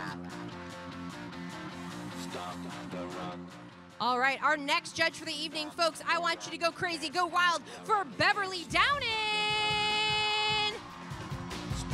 Beverly is also known as Downen Creative Studios, and she's been cosplaying for 5 years. She is well known for her meticulous attention to detail, and recently she was asked by Marvel Studios to recreate a screen-accurate Wasp build for Marvel Becoming.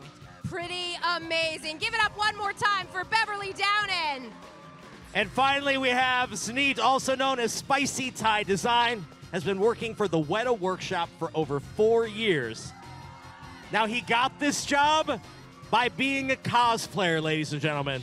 That's right. So he works in the costume department, and he's worked on Power Rangers, Ghost in the Shell, Thor Ragnarok, Pacific Rim 2, and Wandering Earth. Amazing. Give it up for all of these judges tonight, folks. Yeah, super qualified team of individuals here. All right, so judges, we are about to kick off the armor category. Is there anything that we should be looking for? You know, we are the casual viewer. Is there anything that we should be looking for the armor category? What are you thinking about? And just grab those mics. Just grab those mics. Wow. Thanks, guys. Armor obviously got to be functional. It's got to be nicely detailed. Basically, it's got to look badass, pretty much. That sounds good. I like that. Awesome. Well, before we kick things off, just a reminder, folks, that this whole thing is presented by Singer. So give it up for Singer, our sponsor for the night. That's right. And Philip, you happen to know a little bit about Singer, if I'm correct, right? Yes, I am the brand ambassador for Singer Sewing Company, and tonight we have our global marketing team here, and also Singer Philippines here as well. So we're really thrilled to be part of the cosplay community worldwide. Wonderful. Thank you, Philip. All right, so let's get this started with the armor category. Here we go. Our first contestant for the armor category is Dovahkiin Dragonborn of Skyrim. That is right. This is Atlas Vanguard of Skyrim from Skyrim and For Honor. Thousands of hours of work creating freehand designs, crafting PVC armor, shaping plaster of Paris, tempting chainmail leather studs, and even real metal shaping. This, as you can see, is a work of love. Oh my goodness. Seeing this fantasy come to life is euphoria and cannot be replicated, he says. We all have an inner hero, and perhaps he can inspire others to let theirs out. Let's hear it one more time.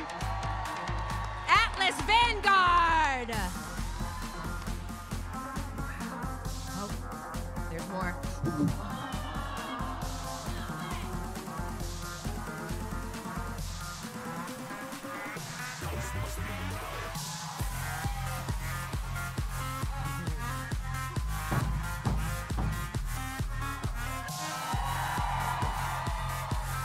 It is safe to say that he took down the beast today.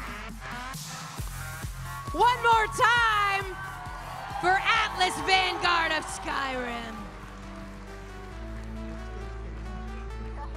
All right, up next, we have Halbert Cosplay as Kita from Disney's Atlantis. I love it. Been cosplaying for 7 years now. She used insulation foam, clay, warbler, LED lights, and 7 pounds of fur fabric to bring one of the most underrated Disney princesses to life. She even made her own rock when Mother Nature couldn't provide a good one. Hours of sanding, layers of paint. She is embodying her favorite kick-butt princess. Ladies and gentlemen, give it up for Kita.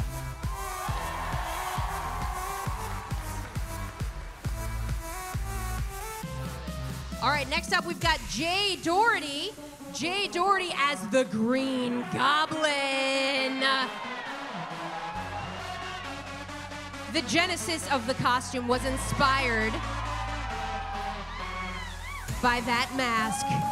The costume blueprint was planned and designed in 3D using ZBrush, then fabricated the old-fashioned way with a sewing machine, rivets, a Bic lighter, Velcro, and countless YouTube leather crafting videos.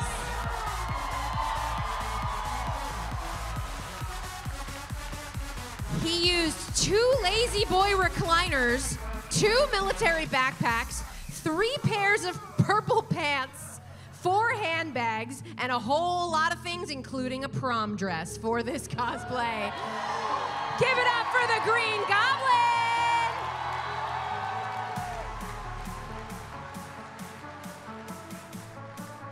Next on our stage, we've got Gamer Barbie as Mercy from Overwatch.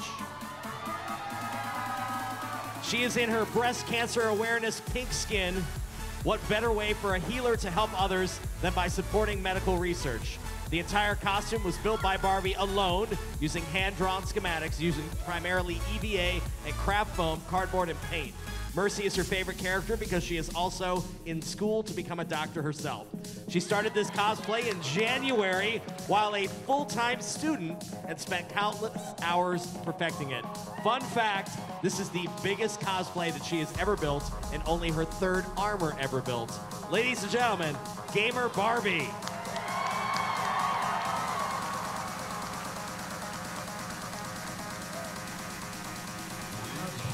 Our next contestant is Emma Muralega. This is Thranduil from the Hobbit films.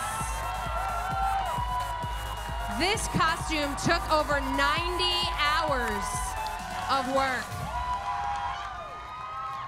90 hours of work across the span of 3 months, created using EVA foam. Once the armor was assembled, hundreds of tiny foam strips were glued down and sanded to get those details. The foam was primed, painted, and airbrushed for details. The hand-tooled leather belt is one of the most detailed pieces of the costume, with more than 4 full days of work on just the belt alone. Amazing. Up next, we have Lost Relic as Helis from Horizon Zero Dawn. That's right, Horizon Zero Dawn is by Guerrilla Games, and he's the leader of the Eclipse Helis. Patterns and stencils were all hand-drawn and transferred onto vinyl, silk, and warbler. Every piece of his costume was handmade, save for the boots used in the footwear. This costume took nearly 7 months to make in Jared's days off and spare time before work and after school, and he is proud to share his craftsmanship with each and every one of you. And I've spent about 72 hours of my life playing Horizon Zero Dawn, and this looks amazing. Ladies and gentlemen, her Lost Relic. Folks, please welcome to the stage. This is Mark's cosplay with Valka from How to Train Your Dragon 2.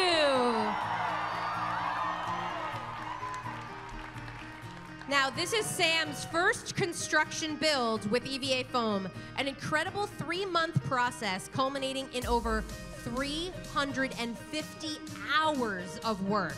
She used various materials consisting of foam for the chest, bracers, boots, shoulders, and back armor, hand-cut styrofoam for the horns and bone staff hooks, sculpted clay for the horn tips and staff spikes, and a 3-foot-long wig made from 5 different types of yarn and cardboard, torn paper to make the shield and mask. All the pieces were hand-painted, upholstered, or sewn, including the cape, skirt, and pants. And this is her first armor cosplay.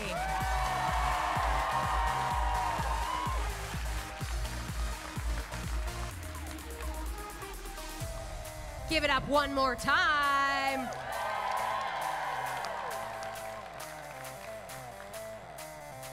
Here we go. We have Tree Dragon cosplay as Lady Uther the Lightbringer from World of Warcraft. Now, this is the gender-bent version of the redesign from Zach Fisher illustration of Uther from World of Warcraft. It was created using a combination of Warbler, EVA form, fabric, leather, scale mail, and LED lights. There were about 1,000 scales linked by hand onto the undersuit. The cloak and suit were hand-embroidered, and the leather pieces all detailed by hand. This costume took 5 months to make, and Lady Uther couldn't be prouder to grace the stage here this evening. Ladies and gentlemen, Tree Dragon Cosplay.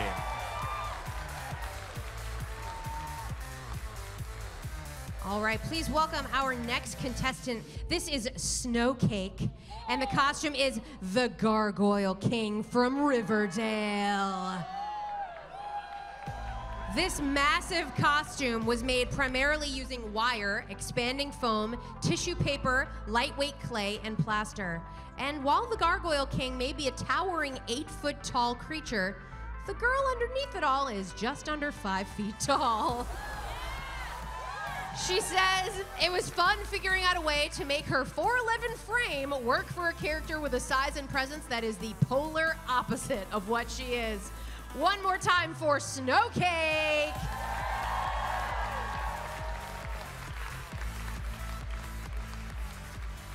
All right, hitting the stage next, we have Jenny Lee Cosplay as the Sister of Battle from Warhammer 40K. Wow. All right, Sister of Battle is a heavily armored character with excessive amounts of detailing all throughout. Because of this, the materials used in this cosplay range from craft, EVA, and styrofoam, as well as Warbler and fabrics.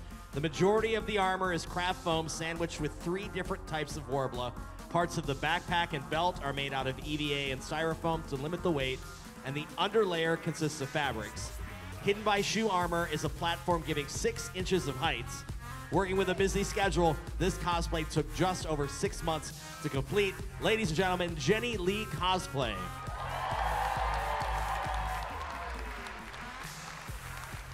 And I gotta say, that fog smells very good. That steam coming out, it smells lovely, gotta say. All right, our next contestant in the armor category is our Shield Maiden. You may recognize this as Rufio, Rufio, Rufio, Rufio, Rufio. That's right, this is Rufio from the movie Hook. Our Shield Maiden has been creating cosplays for 3 years and has never been more proud of a cosplay as she is of Rufio. Reliving her childhood hero from the movie Hook brings this whole cosplay to a new level for her. This cosplay consists of close to 50 handmade bones, countless feathers, and all the sass Neverland has to offer. Let's hear it for our Shield Maiden.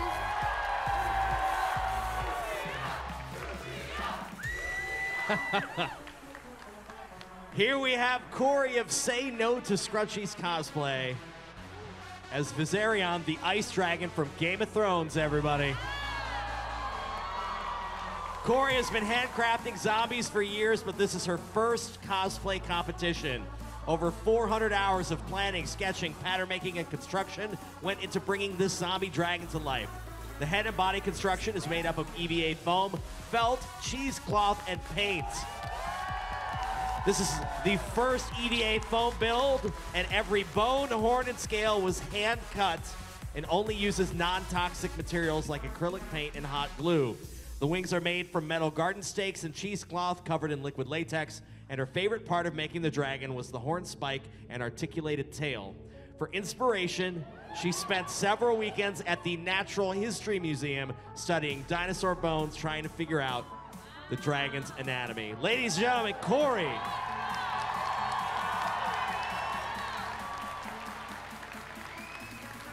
All right, our final contestant in the armor category is Cameron Schumacher, and Cameron is the Juggernaut!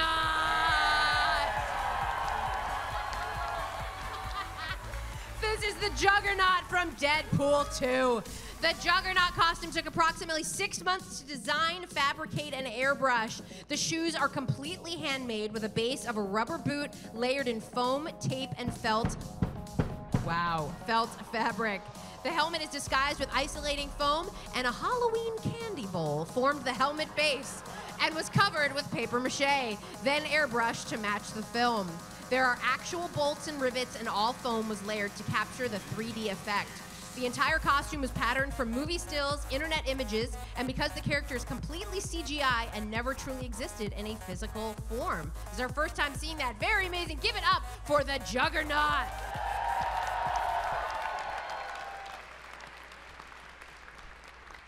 Wow. Okay, so judges, that brings us to the end of our armor category. What are you thinking? What are you feeling? What can you tell us? I know you're in the process of thinking things over, but how's it going so far? This is going to be so hard. Yup. There's so many hours of blood, sweat, and tears put into all of these costumes. Yeah. If you guys get a chance to see these costumes up close, do it. Do it. Yeah. Do the stories that they're talking about with how many hours it took, does that sound very familiar to everyone? yes. Yeah, I bet. Thank you. All right, so we are going to move into our needlework category. So it is time for our needlework category. Our first contestant is Abby Cat Cosplay. This is Abby Cat Cosplay with Miss Starlet from the Carol Burnett Show. Starlet's iconic curtain rod dress is made entirely by Abby Cat, starting with an hand-embroidered corset, bloomers, and hoop skirt. Undergarments are detailed with lace because I do not want the inside of my costumes to be as polished as the outside. Want to make sure they're all polished and all equal detail. Everything you see was made with an originally drafted pattern, just like Bob Mackey's original design.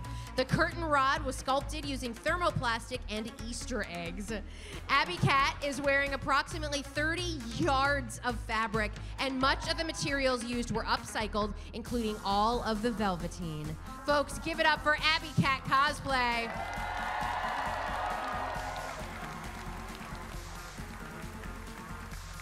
Here we have Sarah Sosik as Padme Amidala from Star Wars Attack of the Clones. Now, this costume was constructed over the course of a year in an attempt to replicate the original as much as possible. 8 meters of fabric were hand-embroidered and chain-stitched vines and sequins for the circle skirt and blouse. The corset is made of raw hand-dyed silk and embellished in embroidered flowers. She says, "Childbirth didn't kill me, but embroidery almost did." The only item not made by her are the crocheted hair buns. Ladies and gentlemen, Sarah Sosik. Our next contestant in the needlework category is Ambrose Cosplay. This is Sarah Williams from Labyrinth. Since Jim Henson's Labyrinth first captured her imagination at a young age, Ambrose Cosplay has dreamed of bringing this ethereal 80s fantasy ball gown to life. Built entirely from the grand panniers up, the dress features 7 skirt layers, 81 yards of fabric, and enough beads, gems, and jewels to please David Bowie himself. Over 120 hours were devoted to researching the details and fabrics. Give it up one more time for Ambrose Cosplay. All right, here we have Going Postal as Sansa Stark from Game of Thrones. Caitlin Going Postal has been working on her Sansa Stark cosplay for over a year. She modified a pattern for a Victorian coat into a full dress with screen-accurate seams and a front closing panel, making 3 full mock-ups before cutting and completing what you now see. The dress includes over 113 feet of hand embroidery, and each feather on the front panel was trimmed by hand. All visible hems were turned and stitched by hand, and the necklace is made from a belt buckle, chain links, and a professional marlin spike. Ain't messing around there. Coming up next is Corvidae Cosplay as the Emerald City.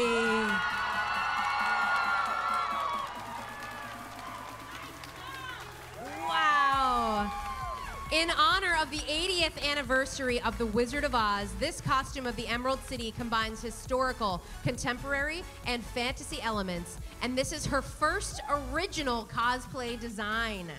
This corset is hand-sewn iridescent lambskin leather over a modified Elizabethan silhouette. Each poppy consists of laser-cut organza. There are 100 plus yards of organza ruffles in different colors. There's also a hand-sewn smocked yellow brick road that finishes the look of the Emerald City.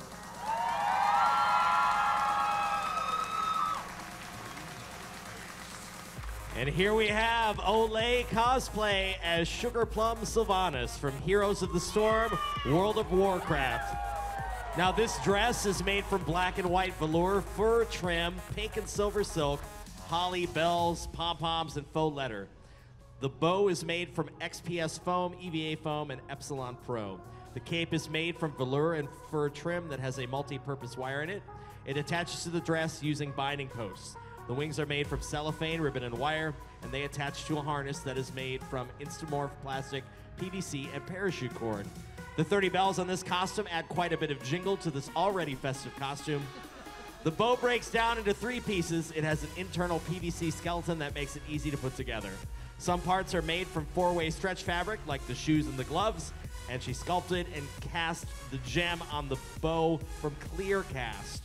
I used 2 different colors of glitter for the wings. Ladies and gentlemen, Olay Cosplay.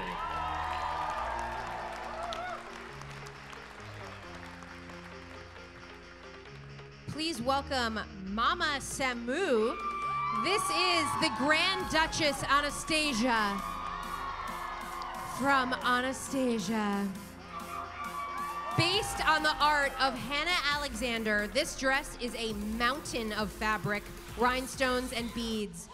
Over 200 hours and lots of learning were poured into this dress, including hand dyeing, patterning, and painting each fabric to match the illustration.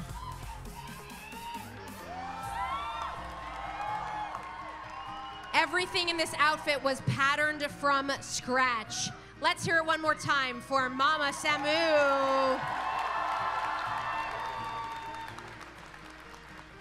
Here we have Emma from Karma Cosplay as Daenerys Targaryen from Game of Thrones. That's right, Mother of Dragons, Breaker of Chains, and wearer of elaborate fur coats. The construction of this coat used over 2,000 meters of thread, 150 yards of faux leather cording, and over 10 yards of hand-tailored faux fur. To recreate this iconic fur coat, nearly 200 hours of planning and construction were used so that she could be as screen accurate as possible. This included machine stitching, hand stitching, and faux fur clipping and shaving. Its production was truly a labor of love and repetition. That's right, she's a veterinarian by trade, and all of her schooling was in science and medicine.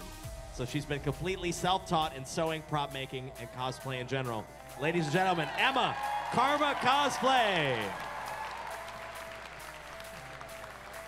Okay. Our next contestant, folks, please welcome Brienne Opal as Belle from Beauty and the Beast. Brienne was inspired by the 18th century books, historical gowns, and the animated Beauty and the Beast. This gown is historically accurate and took almost a full year from design to creation. Brienne sewed the entire gown by hand, including the underwear. She did the bulk of her sewing in true Belle fashion while listening to audiobooks about far-off places, daring sword fights, and a prince in disguise. Let's hear it for Brienne Opal.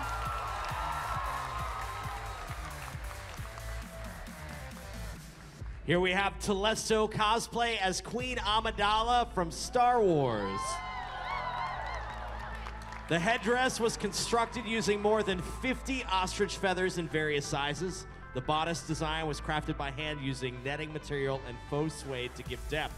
The overlay for the skirt and the sleeves were created using faux suede and nude tulle to create a custom fabric. The outer jacket fabric was sewn in a spiral platform using an elastic bobbin over the course of more than 20 hours to give the custom cone texture. The beading on the bustle of the skirt was all done by hand in 2 layers. The circlet was created by hand sewing Swarovski crystals, chaining them together with the center triangular detail piece. The design on the skirt was created using HTV and cut out by hand, giving each its own uniqueness. The entire gown and accessories took more than 150 hours to create.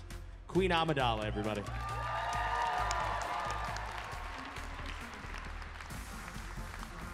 Okay, please welcome Sunchild Cosplay as Holiday Sally Skellington. This is from the Couture de Force figurine set. The dress pattern was hand-drafted using 15 different fabrics, including fabrics created using ribbon, yarn, buttons, leather, and lace. A laser cutter was used to etch multiple Jack faces into the robe's velvet. Wow, look at the detail on that. The wig was hand-wefted of number 10 cotton crochet thread in 3 colors for about 2,800 yards of hair attached to that wig cap. Wow, let's hear it for Holiday Sally Skellington from Sunchild Cosplay. Up next, Mia May cosplay as 18th century Princess Leia from Star Wars. That's right, a long, long time ago, but not a galaxy far, far away, a princess was born. The culmination of a 1.5 years of research, 6 months of sewing, 40 yards of fabric, 20 yards of lace, 7 separate layers, and maids to help put it on. Every layer, even the undergarments, were constructed using historically accurate techniques and, except for the corset, self-drafted patterns, which were then meticulously sewn by hand. Even design of the trim and general drape of the dress were all inspired by set design elements in Star Wars A New Hope. Ladies and gentlemen, Mia May cosplay. That's cool. Okay, please welcome Stephanie Piper as Jane Porter. This is Jane Porter from Disney's Tarzan. Over 350 hours went into this dress over the course of a year, 20 of which were dedicated to researching and creating a design that would bring this 1880s beauty to life. The dress alone consists of a corset, a bustle petticoat, a second petticoat, an underskirt, an overskirt, a chesme, and a jacket bodice. Nearly every fabric was carefully dyed to the perfect shade. Included is a 1980s pith helmet that was restored and adjusted to fit the character. And even the parasol was constructed by her. Wow. Let's hear it for Stephanie Piper. And our final competitor in the needlework category is Zamastay cosplay as Mercy Cyber King from Doctor Who. This Army veteran might not have seen combat, but she is using cosplay to battle her PTSD demons. She credits Doctor Who for saving her life and getting her through her darkest times, and hopes that she can inspire others to never give up on themselves, because you never know what the future holds. That's right, she modified a Simplicity 1818 pattern for the design and did all the sewing by hand, used feather boas for the fur lining on the sleeves, and did all the pleating on the trim herself to save on the cost. The throne part was constructed using craft foam, flower foam, fish air tubing, craft wire, wooden dowels, a bat display tube cut in half, and paper fasteners for ribbons. Ladies and gentlemen, Zamastay cosplay. That's cool.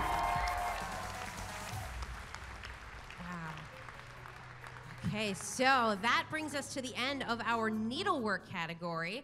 First of all, a big, awesome shout out once again to Singer, our sponsor this evening. Once again, Singer, incredible stuff. Judges would love to chat with you. So the stories, the descriptions we're hearing, all the hours, the tears, all the things that they're putting into this. Is there any costumes that you remember making that was really the one that almost put you over the edge? The one that you just maybe almost didn't finish? What comes to mind?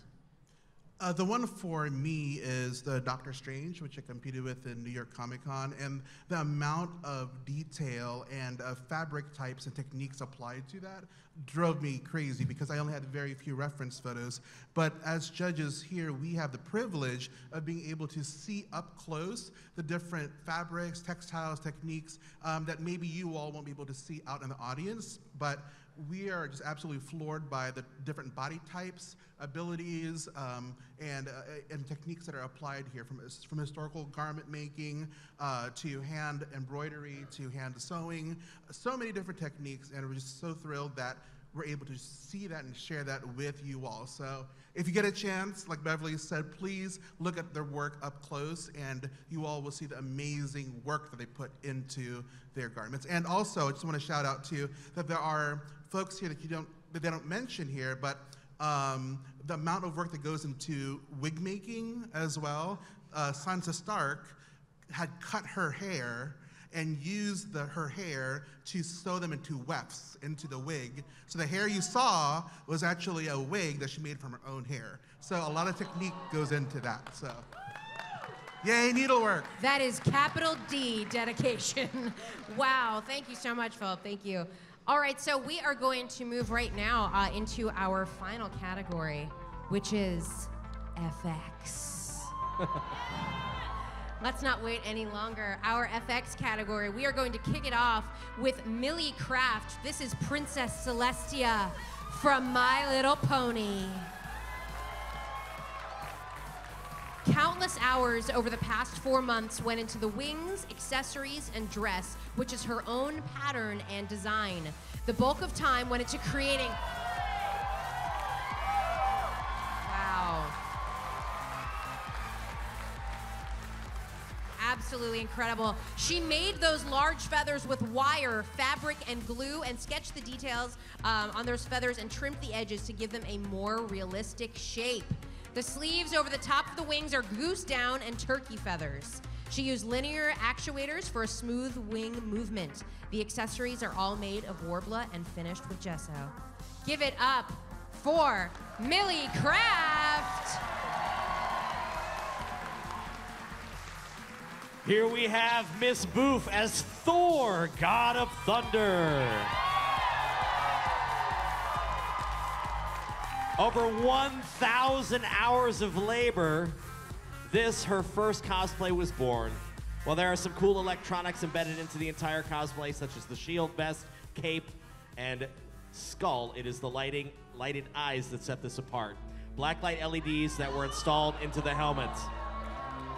That's right, she took the time to learn circuitry and built the prototype with a microcontroller to achieve this effect. She also custom built a sound system into the skull so that she can play theme music while she walks around. Ladies and gentlemen, Miss Boof. Wow. The eyes, man. I want theme music in my head all the time. All right, so folks, this is Marriott Cosplay, and this is Hawks. This is Hawks from My Hero Academy. This costume took 3 months to build and required a month of research beforehand. The wings are made from a combination of foam, PVC, bamboo, fiberglass, and over 250 feet of hand-dyed nylon cord. There are over 170 feathers. They were made to build these wings, which have a span of 10 feet and weigh less than 10 pounds. Those swords are hand-painted, and there's an intricate detailing on the belt buckle. Folks, give it up for Hawks of Marriott Cosplay.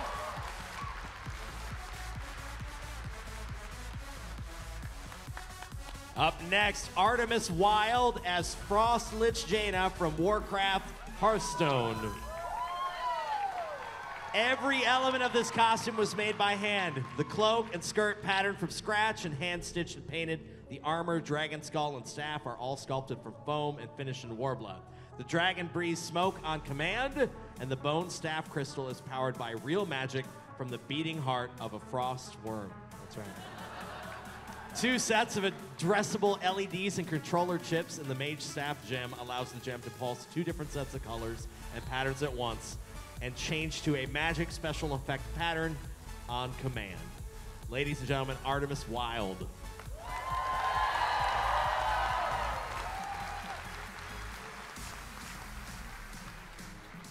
Okay, our next contestant is Alice Him Cosplay as Vanessa from The Little Mermaid. Wow, this cosplay is created from a mix of materials from satin to spandex. There was over 100 hours spent making multiple mock-ups, drafting custom patterns, and creating the design. Oh my goodness. Look at those tentacles underneath. Let's hear it for Alice Him Cosplay! And our final competitor in the effects category, Josh Beckett, as Tarful from Star Wars Episode 3, Revenge of the Sith. Tarful is a mesh undersuit latch hook with 12-20 synthetic hairs at a time. The feet are made of aluminum lifts. The mask is a fiberglass underskull with silicone outer skin with glued and punched hair throughout. The leatherwork was custom made along with the resin ammo boxes. He stands 7 feet 6 inches tall and has over 1,000 hours of work into this costume. The mask was made 100% by him, including the dreads. Latch hooking the hair, the leatherwork, and making the armor were all things that he put a great deal of time into with minimal help from friends. He's been working on this costume for 1.5 years and has learned a ton of new skills during the build. Ladies and gentlemen, Josh Beckett.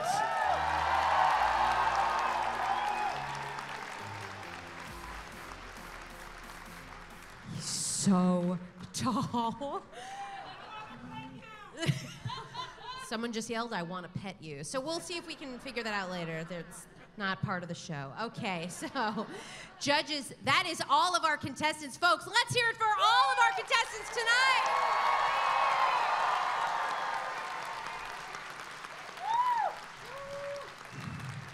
Judges, we're going to send you on your way, but I don't envy the position that you are in right now. How are you feeling going into deliberation? Feeling okay? All right, well then we will let you do what you do best, and that is judge. So folks, give it up for our incredible judges. They've got a very tough decision on their hands. We will see you when you have finished your deliberation so that we can award those prizes. Folks, as they leave the stage, we want to hear from Singer, once again, our incredible sponsor for this program. So folks, let's hear it for Singer one more time.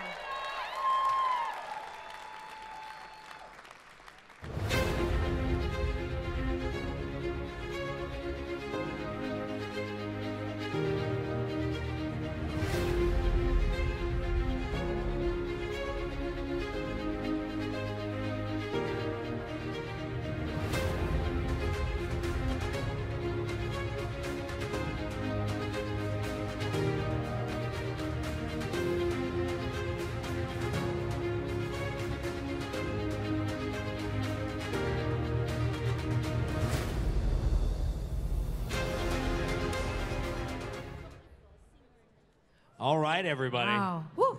Man, those judges have it rough. I'm so glad I just get to gawk and get excited about things because that's what I get to do, just talk about these amazing costumes. I know. There was so much great stuff. Oh man, I'm still not over all the Jack Skellingtons in that dress. I don't know if you guys could see it up on the screen. That was cool. Really cool stuff, really amazing All that stuff. hand fur. Like, All that hand, imagine what his car looks like. Like just. Yeah, his house is just a disaster. Exactly. Just so much fur everywhere. Hey, I got a question. Does anybody want to win some free stuff? Because it's that time. It is that time. I like free stuff. You like free stuff. I like to give away free stuff. Let's so do that. we're Okay, so can we looking- get the house lights for a second? Can we turn those lightsabers up? Perfect, wonderful. Or the Great Hall. They're in the ceiling. It's or the Great Hall, whatever it is, whatever we've decided. I can't see anybody. Is there a situation where we're not allowed to do that right now? All right. Nope, we're good. Okay, great. We're just gonna go from there. Great. We're here looking for some folks to come up on this very stage. We are looking for folks to bring up on this stage. Elliot, I think we got one right there, right? Yep, that guy right he's there. definitely coming that up right guy. there. Yep, Our you guy guy in that stood up, come on the up. flannel over there. Here we go. I'm looking back. Hang Hold on, let me one go. second. I'm seeing. I can't see you. That's his child. Yes, my friend right here. Yes, come on up. Yep. You're gonna go right around the corner. Yep. You're gonna go to our friend You're right gonna go right there. over You're there gonna get to up the on security guy stage. waving his arm You can at get up you. on- Yep. You can go. Yep. Come on up. Great. I want the little girl. Oh my God. Yeah. She's on my team. Yes. Okay. Okay. Okay. All right, there you go. You can All bring right, and then I your need you can another bring your guy, I need adult another guy. with Let's you. go from this side of the room. I need a boy from this side of the room. Yeah, Bring with the your net. adult with Come you. on up. Yeah, let's do it. Let's do it. Oh, wait, we got two. Yep, that works. Got That's one. fine. We're good. We got a couple more than we bargained for, but right I over think there, we're going to they'll be get you up good. on stage. We're going to be good. Yep, you're going to head Perfect. right on up. Yep. We got this. 1, 2, 3, All right, 4, great. 5. Good. We're good. Let's see who we got. We're good. This We may is, have a few more than we bargained for. We're good. We got Okay, this. We're cool. good. Cool. We got real Let's good go. prizes. So. This way, friend. Perfect. This way. All right, you Great. guys are- Come on up. And then I think we have one more. Yeah? Is there one person? Yeah, we got Where's Rapunzel? the adult. Where's Rapunzel? Rapunzel and the adult. Rapunzel and the adult. Perfect. My favorite Wonderful. fairy tale. My favorite one. Okay. All right. So, give it up for these folks who have no idea what they volunteered for. All right. What's up, friend? Let's before we tell them what they're doing, let's meet them and get to know them a little bit. Yes, let us meet them. Your All right. name and where you're visiting from. Isabel Warren from Seattle, Washington. Give it up for Isabel. Hello. Your name? Where are you from? Jacob DeGear. I'm from the Tri-Cities. All right, cool. Hello, leprechaun friend. There was a fun leprechaun voice you missed out on. Your name and where are you from? I'm Prudence from Phoenix, Arizona. Traveled far. I like it. Hi. Hello, my name is Richard Nava, and I just moved back to Seattle from San Antonio, Texas. All right. Very nice. Well, welcome back. Hi, Rapunzel. What was your name? My name is Candace? Cadence. Cadence. Hi, Cadence. Cadence, where are you from? Do you live in Seattle? Where do you live? In Washington. In Washington. Very nice. Cool. Well, thank you. Auburn, Washington. Thanks, Cadence. And father of Cadence, your name? Andrew. Andrew. Awesome. All right. Well, And welcome. how long have you been the father? Yes. I'm sorry? How long have you been the father? Well, let's see. You're going to be forever. Forever. Awesome. Forever. Cool. That sounds good. That I'm sounds also good. assuming that because she's adorable that you're broke. Yes. Yep. Cool. You have lots of All princess of dresses those. at your house. You don't even know. All right, cool. Well, hopefully you'll win some prizes and you can get some more. Yeah, There you go. yeah. All right, so here's what you guys have volunteered for. It is I think this is my 5th year. So this is the 5th annual Emerald City Comicon Dance Contest. That's right. Now, here are the rules, because it's a little different. Now, the good news is you guys get to pick the song that you dance to. The bad news is you're going to pick that song by choosing a number between 1 and 50. So it's totally random and more entertaining for me. So we're going to get you guys lined up so that you're all set. We're going to I want you to come over here. You're going to go down on the end by Dad. You're going to get to go first, and then you can go there. No, go you go first. right there. And then Luck of the Irish you come first. over here. Great. Because he's really tall and she's really short, and now we feel good. There. All right, cool. All right, so. This isn't chocolate? No, I don't want that. What? Come on. Huh? She handed me a gold coin. I thought it was chocolate. It was just a plastic coin. Gosh. She's ready Worst for tomorrow. leprechaun ever. All right. Well, the leprechaun gets to go first. All right, Leprechaun, here you go. Leprechaun, you are getting to choose between 1 and 50. Between 1 and 50. What is your number choice? Lucky number 7. Of course, Oh, there lucky we number go. 7. Now, if you want to put that down, you're welcome to. Or obviously, I'm not stealing anything out of there. So All right, cool. you can head to your mark, that X right there. That is your center stage. And here we go. Your Number song. 7, Elliot. Here we go.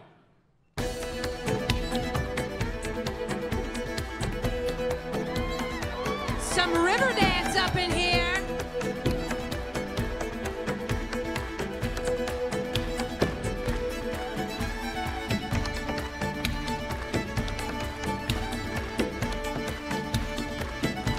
Get those feet Make some going, noise Michael for contestant Flatley. number 1. Yeah! Grab your pot of gold. Wonderful. All right, you, sir. Number. 28. All right, cool. Hit your mark.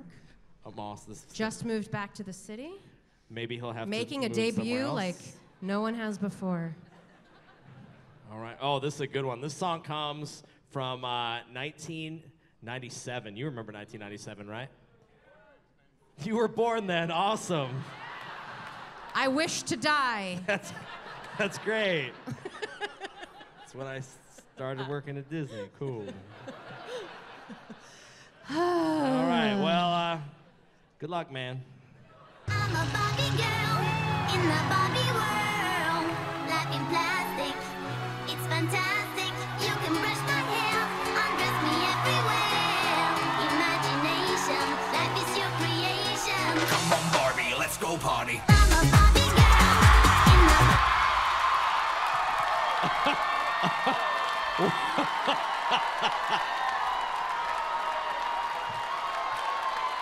Wow.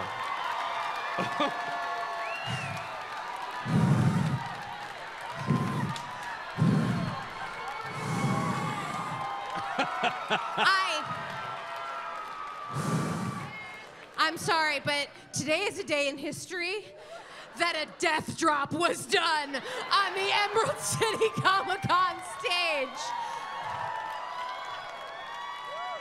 I'm sorry, you come up here with your hoodie and your your little hipster wooden glasses. Me, I couldn't possibly dance, and then that happens.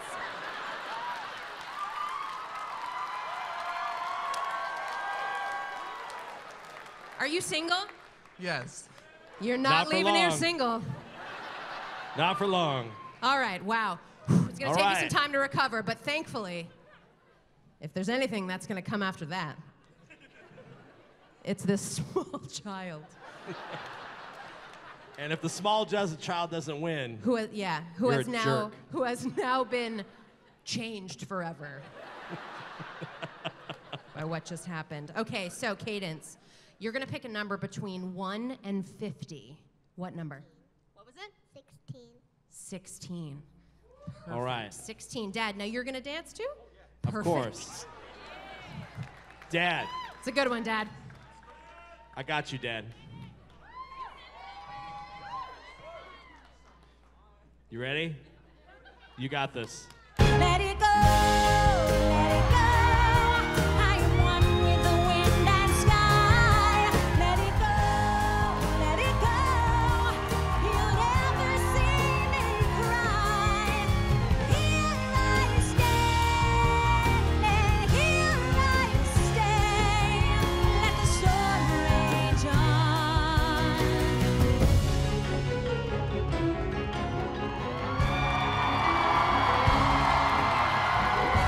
Make some noise!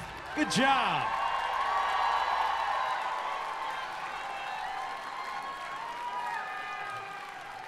Oh, man.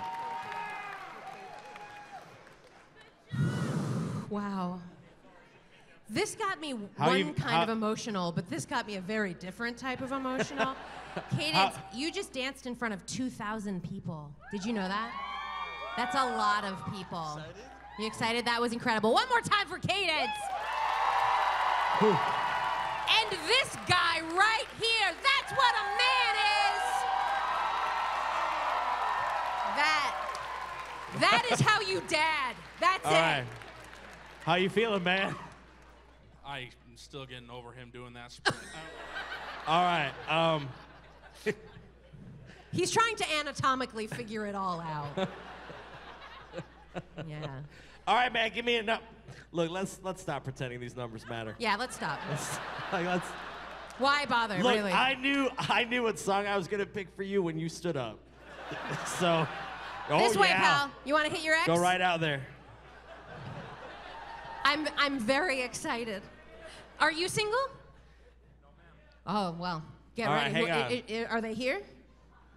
Get your eyes on this. All right, hang on, real quick, just there we go. Just cover the eyes. There you go. All right.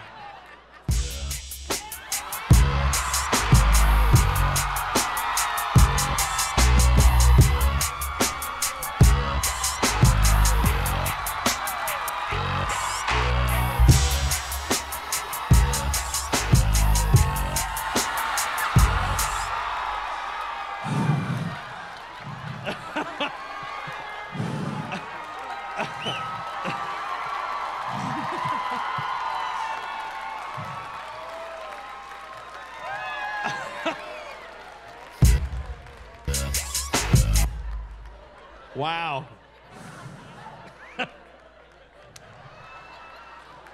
Dude, he didn't even need an explanation. No. Just like, bam. That was so just naturally in you. It's like we didn't even have to scratch the surface. It's just, it was here and ready. It was just there. Wow, how did that feel? Again, 2,000 people you just did that. How did that feel? Amazing. It looked amazing. Amazing. That was amazing. That was amazing. All right. All right. We got Isabel now. We're not even doing the numbers. No, no numbers for Isabel. All right. No numbers for her. She knows what's up. She does. All right, you even know. Here we go.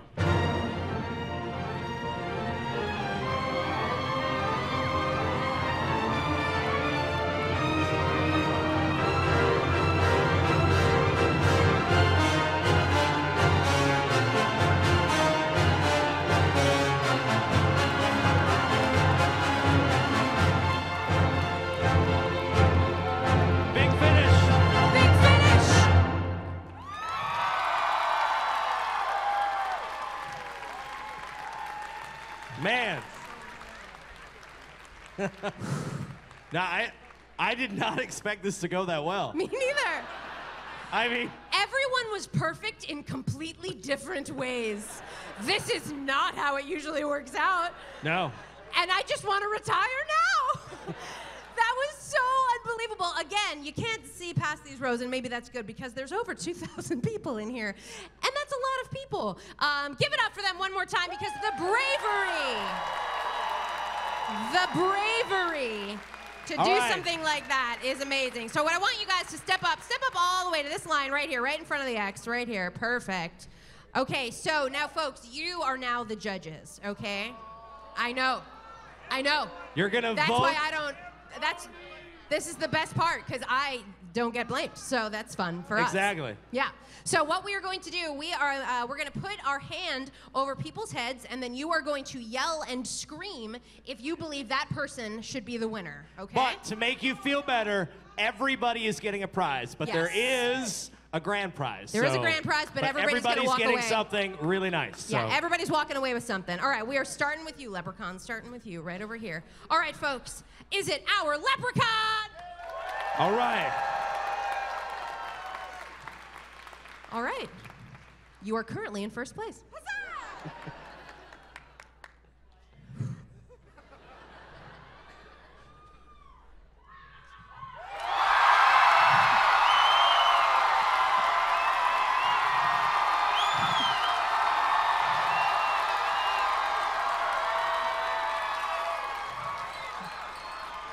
All right.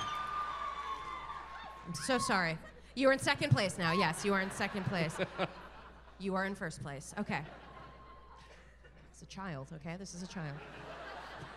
Think about her dreams. Just think about the hopes in her heart. So I just heard someone say, never okay. Was it Candace and her dad?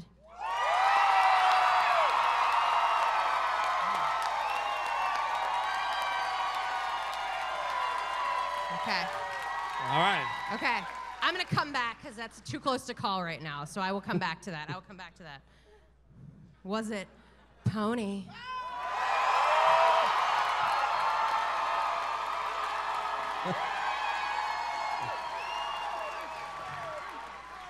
Boy, okay, this is, again, too close to call, so I'm just going to leave it there. Was it Isabel?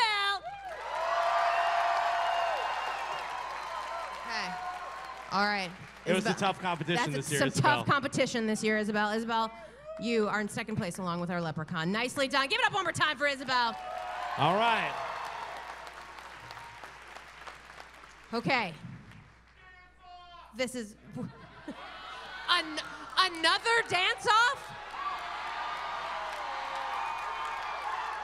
We gotta go home. What?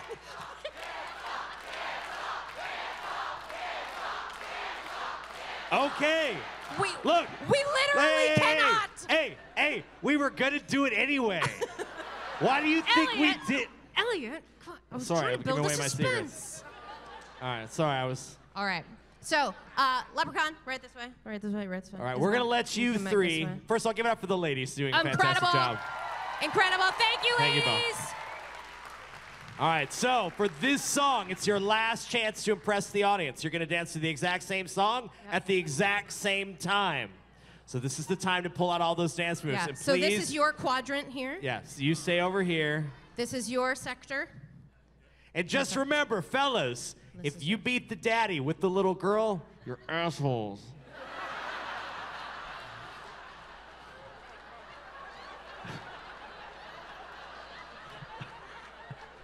I'm just saying. He just goes quietly to no one. I can't help it. The music takes control. All right. I may die. I may die on this stage. Everybody dance now.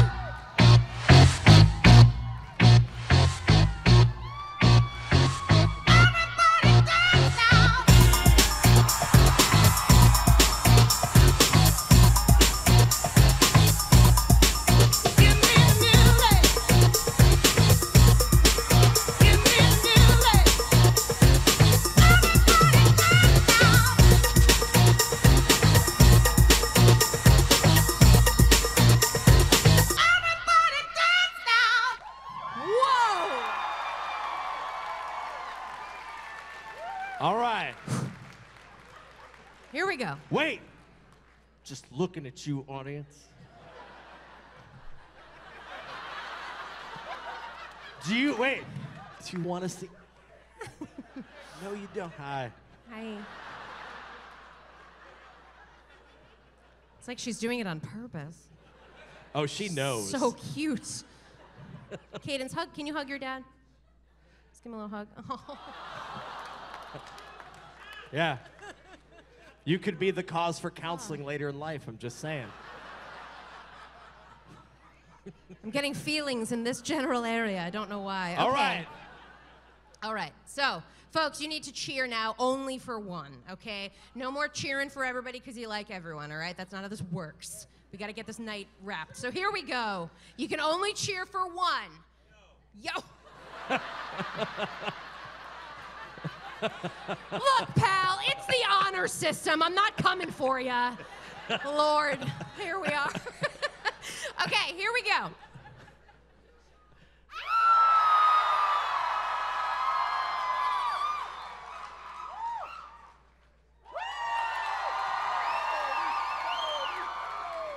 Proud of all of you.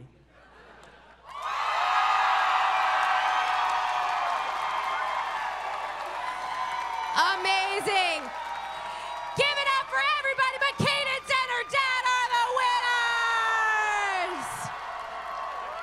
You guys were absolutely incredible. I've never had this happen. My heart hurts. Wait, Ann, I'll do you. So what we'll do, so if you come back next year, like right before cosplay, come up and say, hey, I'm here, and we won't bring a cute kid on stage next year. There you go. So, there you go. And then you guys can battle it out again. So Who's coming back, but coming back. So one more time, make some noise for these guys. Give these right two here. guys round of applause. And are you guys ready to find out what you won? You guys get 2 tickets for 4 days to come back next year. So there you go. So you're doing it right, bringing her to Comic-Con. Just remember, Thursday and Friday is school. So.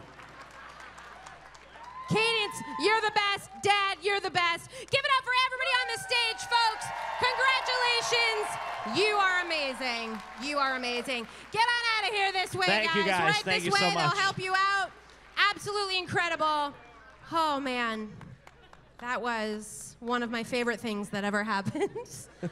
Oh, man. I'm like, in pain. Let's bring these judges back out and find like out it. who won our competition. What do you We think? probably should.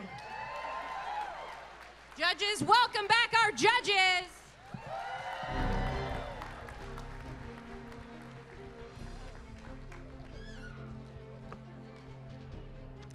Okay, judges, welcome back. Thank you again.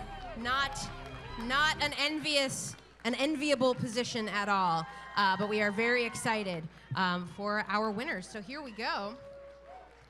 So for our very first category, that is our armor category. So let's welcome back all of our armor category contestants.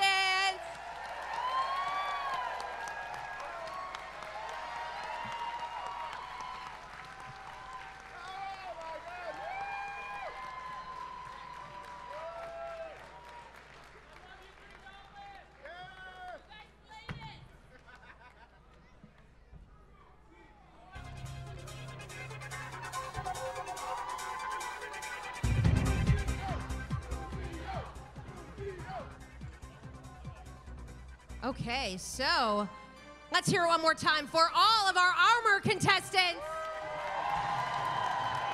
guys want to scooch in? Got it. If you guys want to scooch all the way in, perfect. Want to make room for the whole category? Perfect, perfect. Make some room. Pretend you know each other. Perfect. Wonderful. All right, great. All right, so this is our armor category, okay? So we've got our top 3 in the armor category, folks. Here we go. Our third place in the armor category, folks. Please give it up for Atlas Vanguard!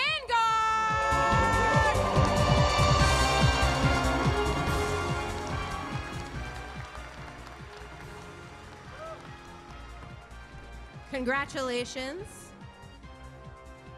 Sure. Actually, why don't you return to your spot just for a second? Just right over here. Stand there. You're good. You're good. All right. So our second place in the armor category is Jenny Lee Cosplay.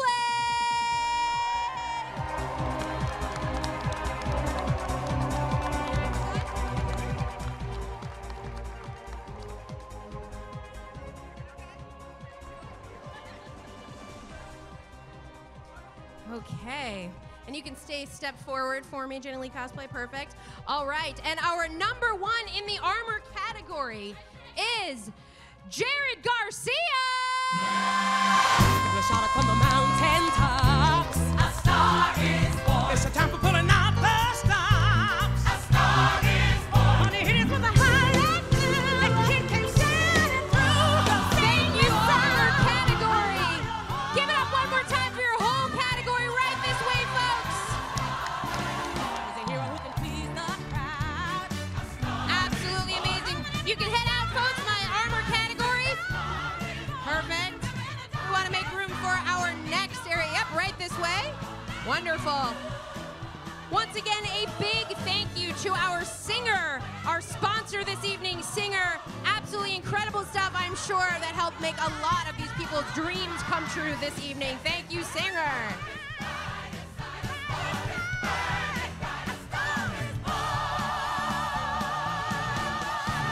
Okay.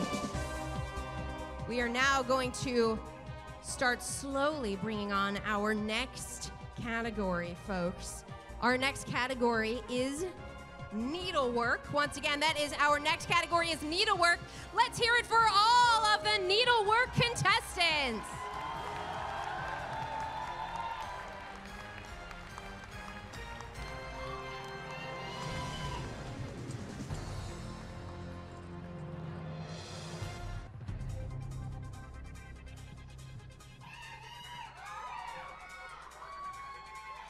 Just want to scooch all the way down, right this way. Oh, look at them. Finally. If you guys just want to scooch all the way down as far as you can. Perfect. Wonderful. Want to make room for everybody. Great. Got lots of folks coming up.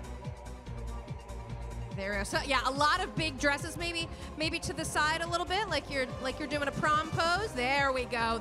The feet we just saved. Thank you, Princess Leia. Thank you. All right, we've got all of our contestants on stage. One more time for our needlework category.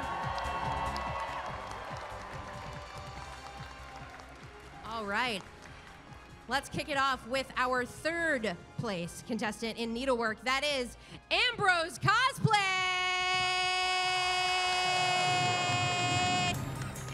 Ambrose? Hi! That's right, it's you. That's right, it's you. It's you, yeah. That's you. That's you, yeah. She's shocked. Congratulations. Okay, our second place in the needlework category is Brian Opal.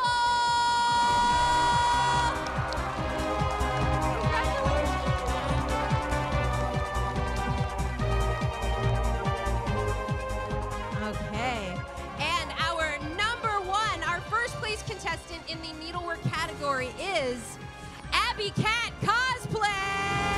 Hey now, you're an all-star. Get your game on, go play. Hey now, you're a rock star. She's Get the show swooning, on, she's get fainting. It's Abby Cat Cosplay. Congratulations. All of our 1, 2, and 3, take a step out, take a step out. Let's hear for our first, second, and third place in our needlework category. You're bundled up now, wait till you get Folks, if you want to start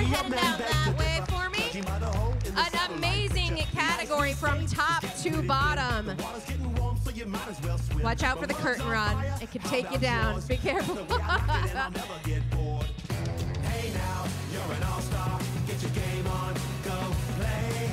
Hey now, you're a rock star. Get the show on, get paid.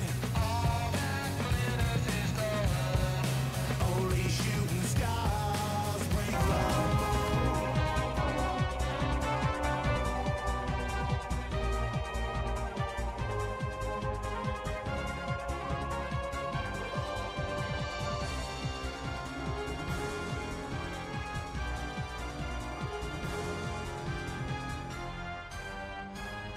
All right, we are ready for our final category, the FX category. Come on out.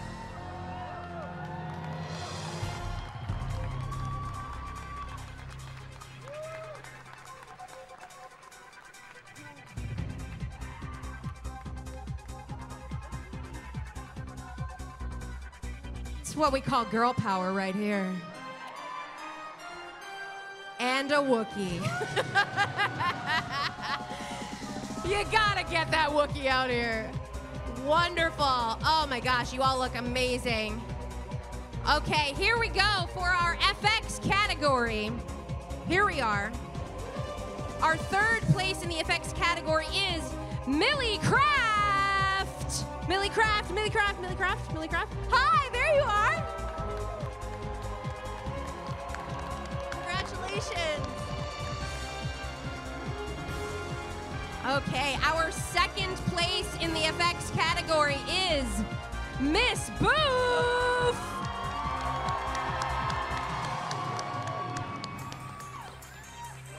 Congratulations. Okay, and our first number one in the FX category. Let's hear it for Tarful.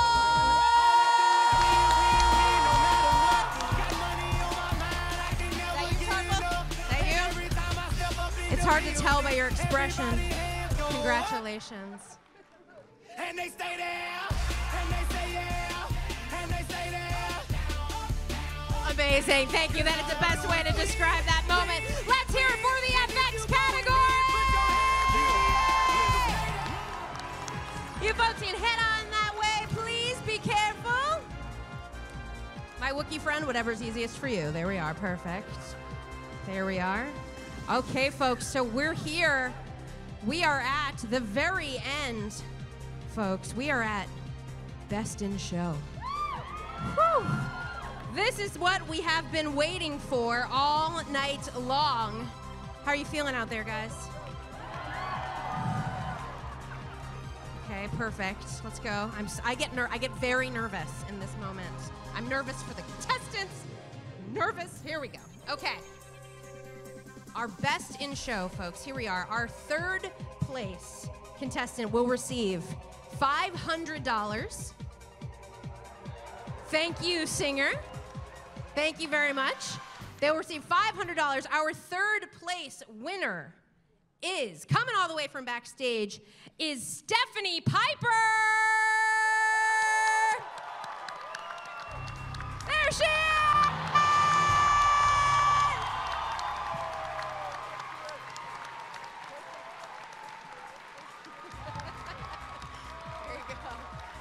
Get that photo moment. Making Jane Porter proud. Congratulations. All right, we've now got our second place winner. Our second place winner is walking away with $1,000, courtesy of Singer, okay? There's a lot of things I'm holding. Okay, here we go. Our second place overall is Corey of Say No to Scrunchies.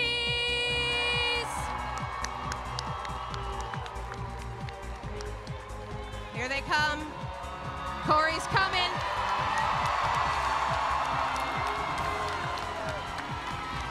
I will hold this. Can you hold things? There we go. Congratulations. Don't forget this. It's a lot of things to hold. It's a lot of things to hold. There we go. Congratulations, Corey of Say No to Scrunchies.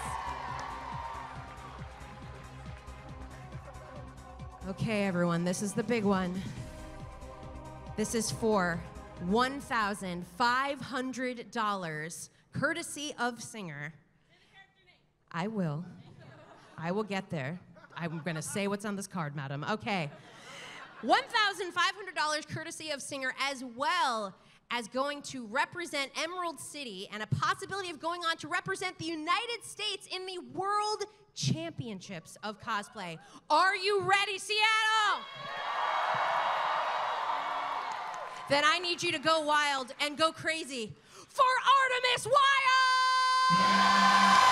From the mountain tops, a star is born. It's a time for pulling out the stops. A star is born. Honey, hit it with a high and good. A kid came sailing through. Go sing the song. I know you're one. A star, absolutely amazing. Everybody come center stage. A hero who can please the You're going to Chicago. You're going to Chicago, friends. Folks, let's hear it again for our incredible judges.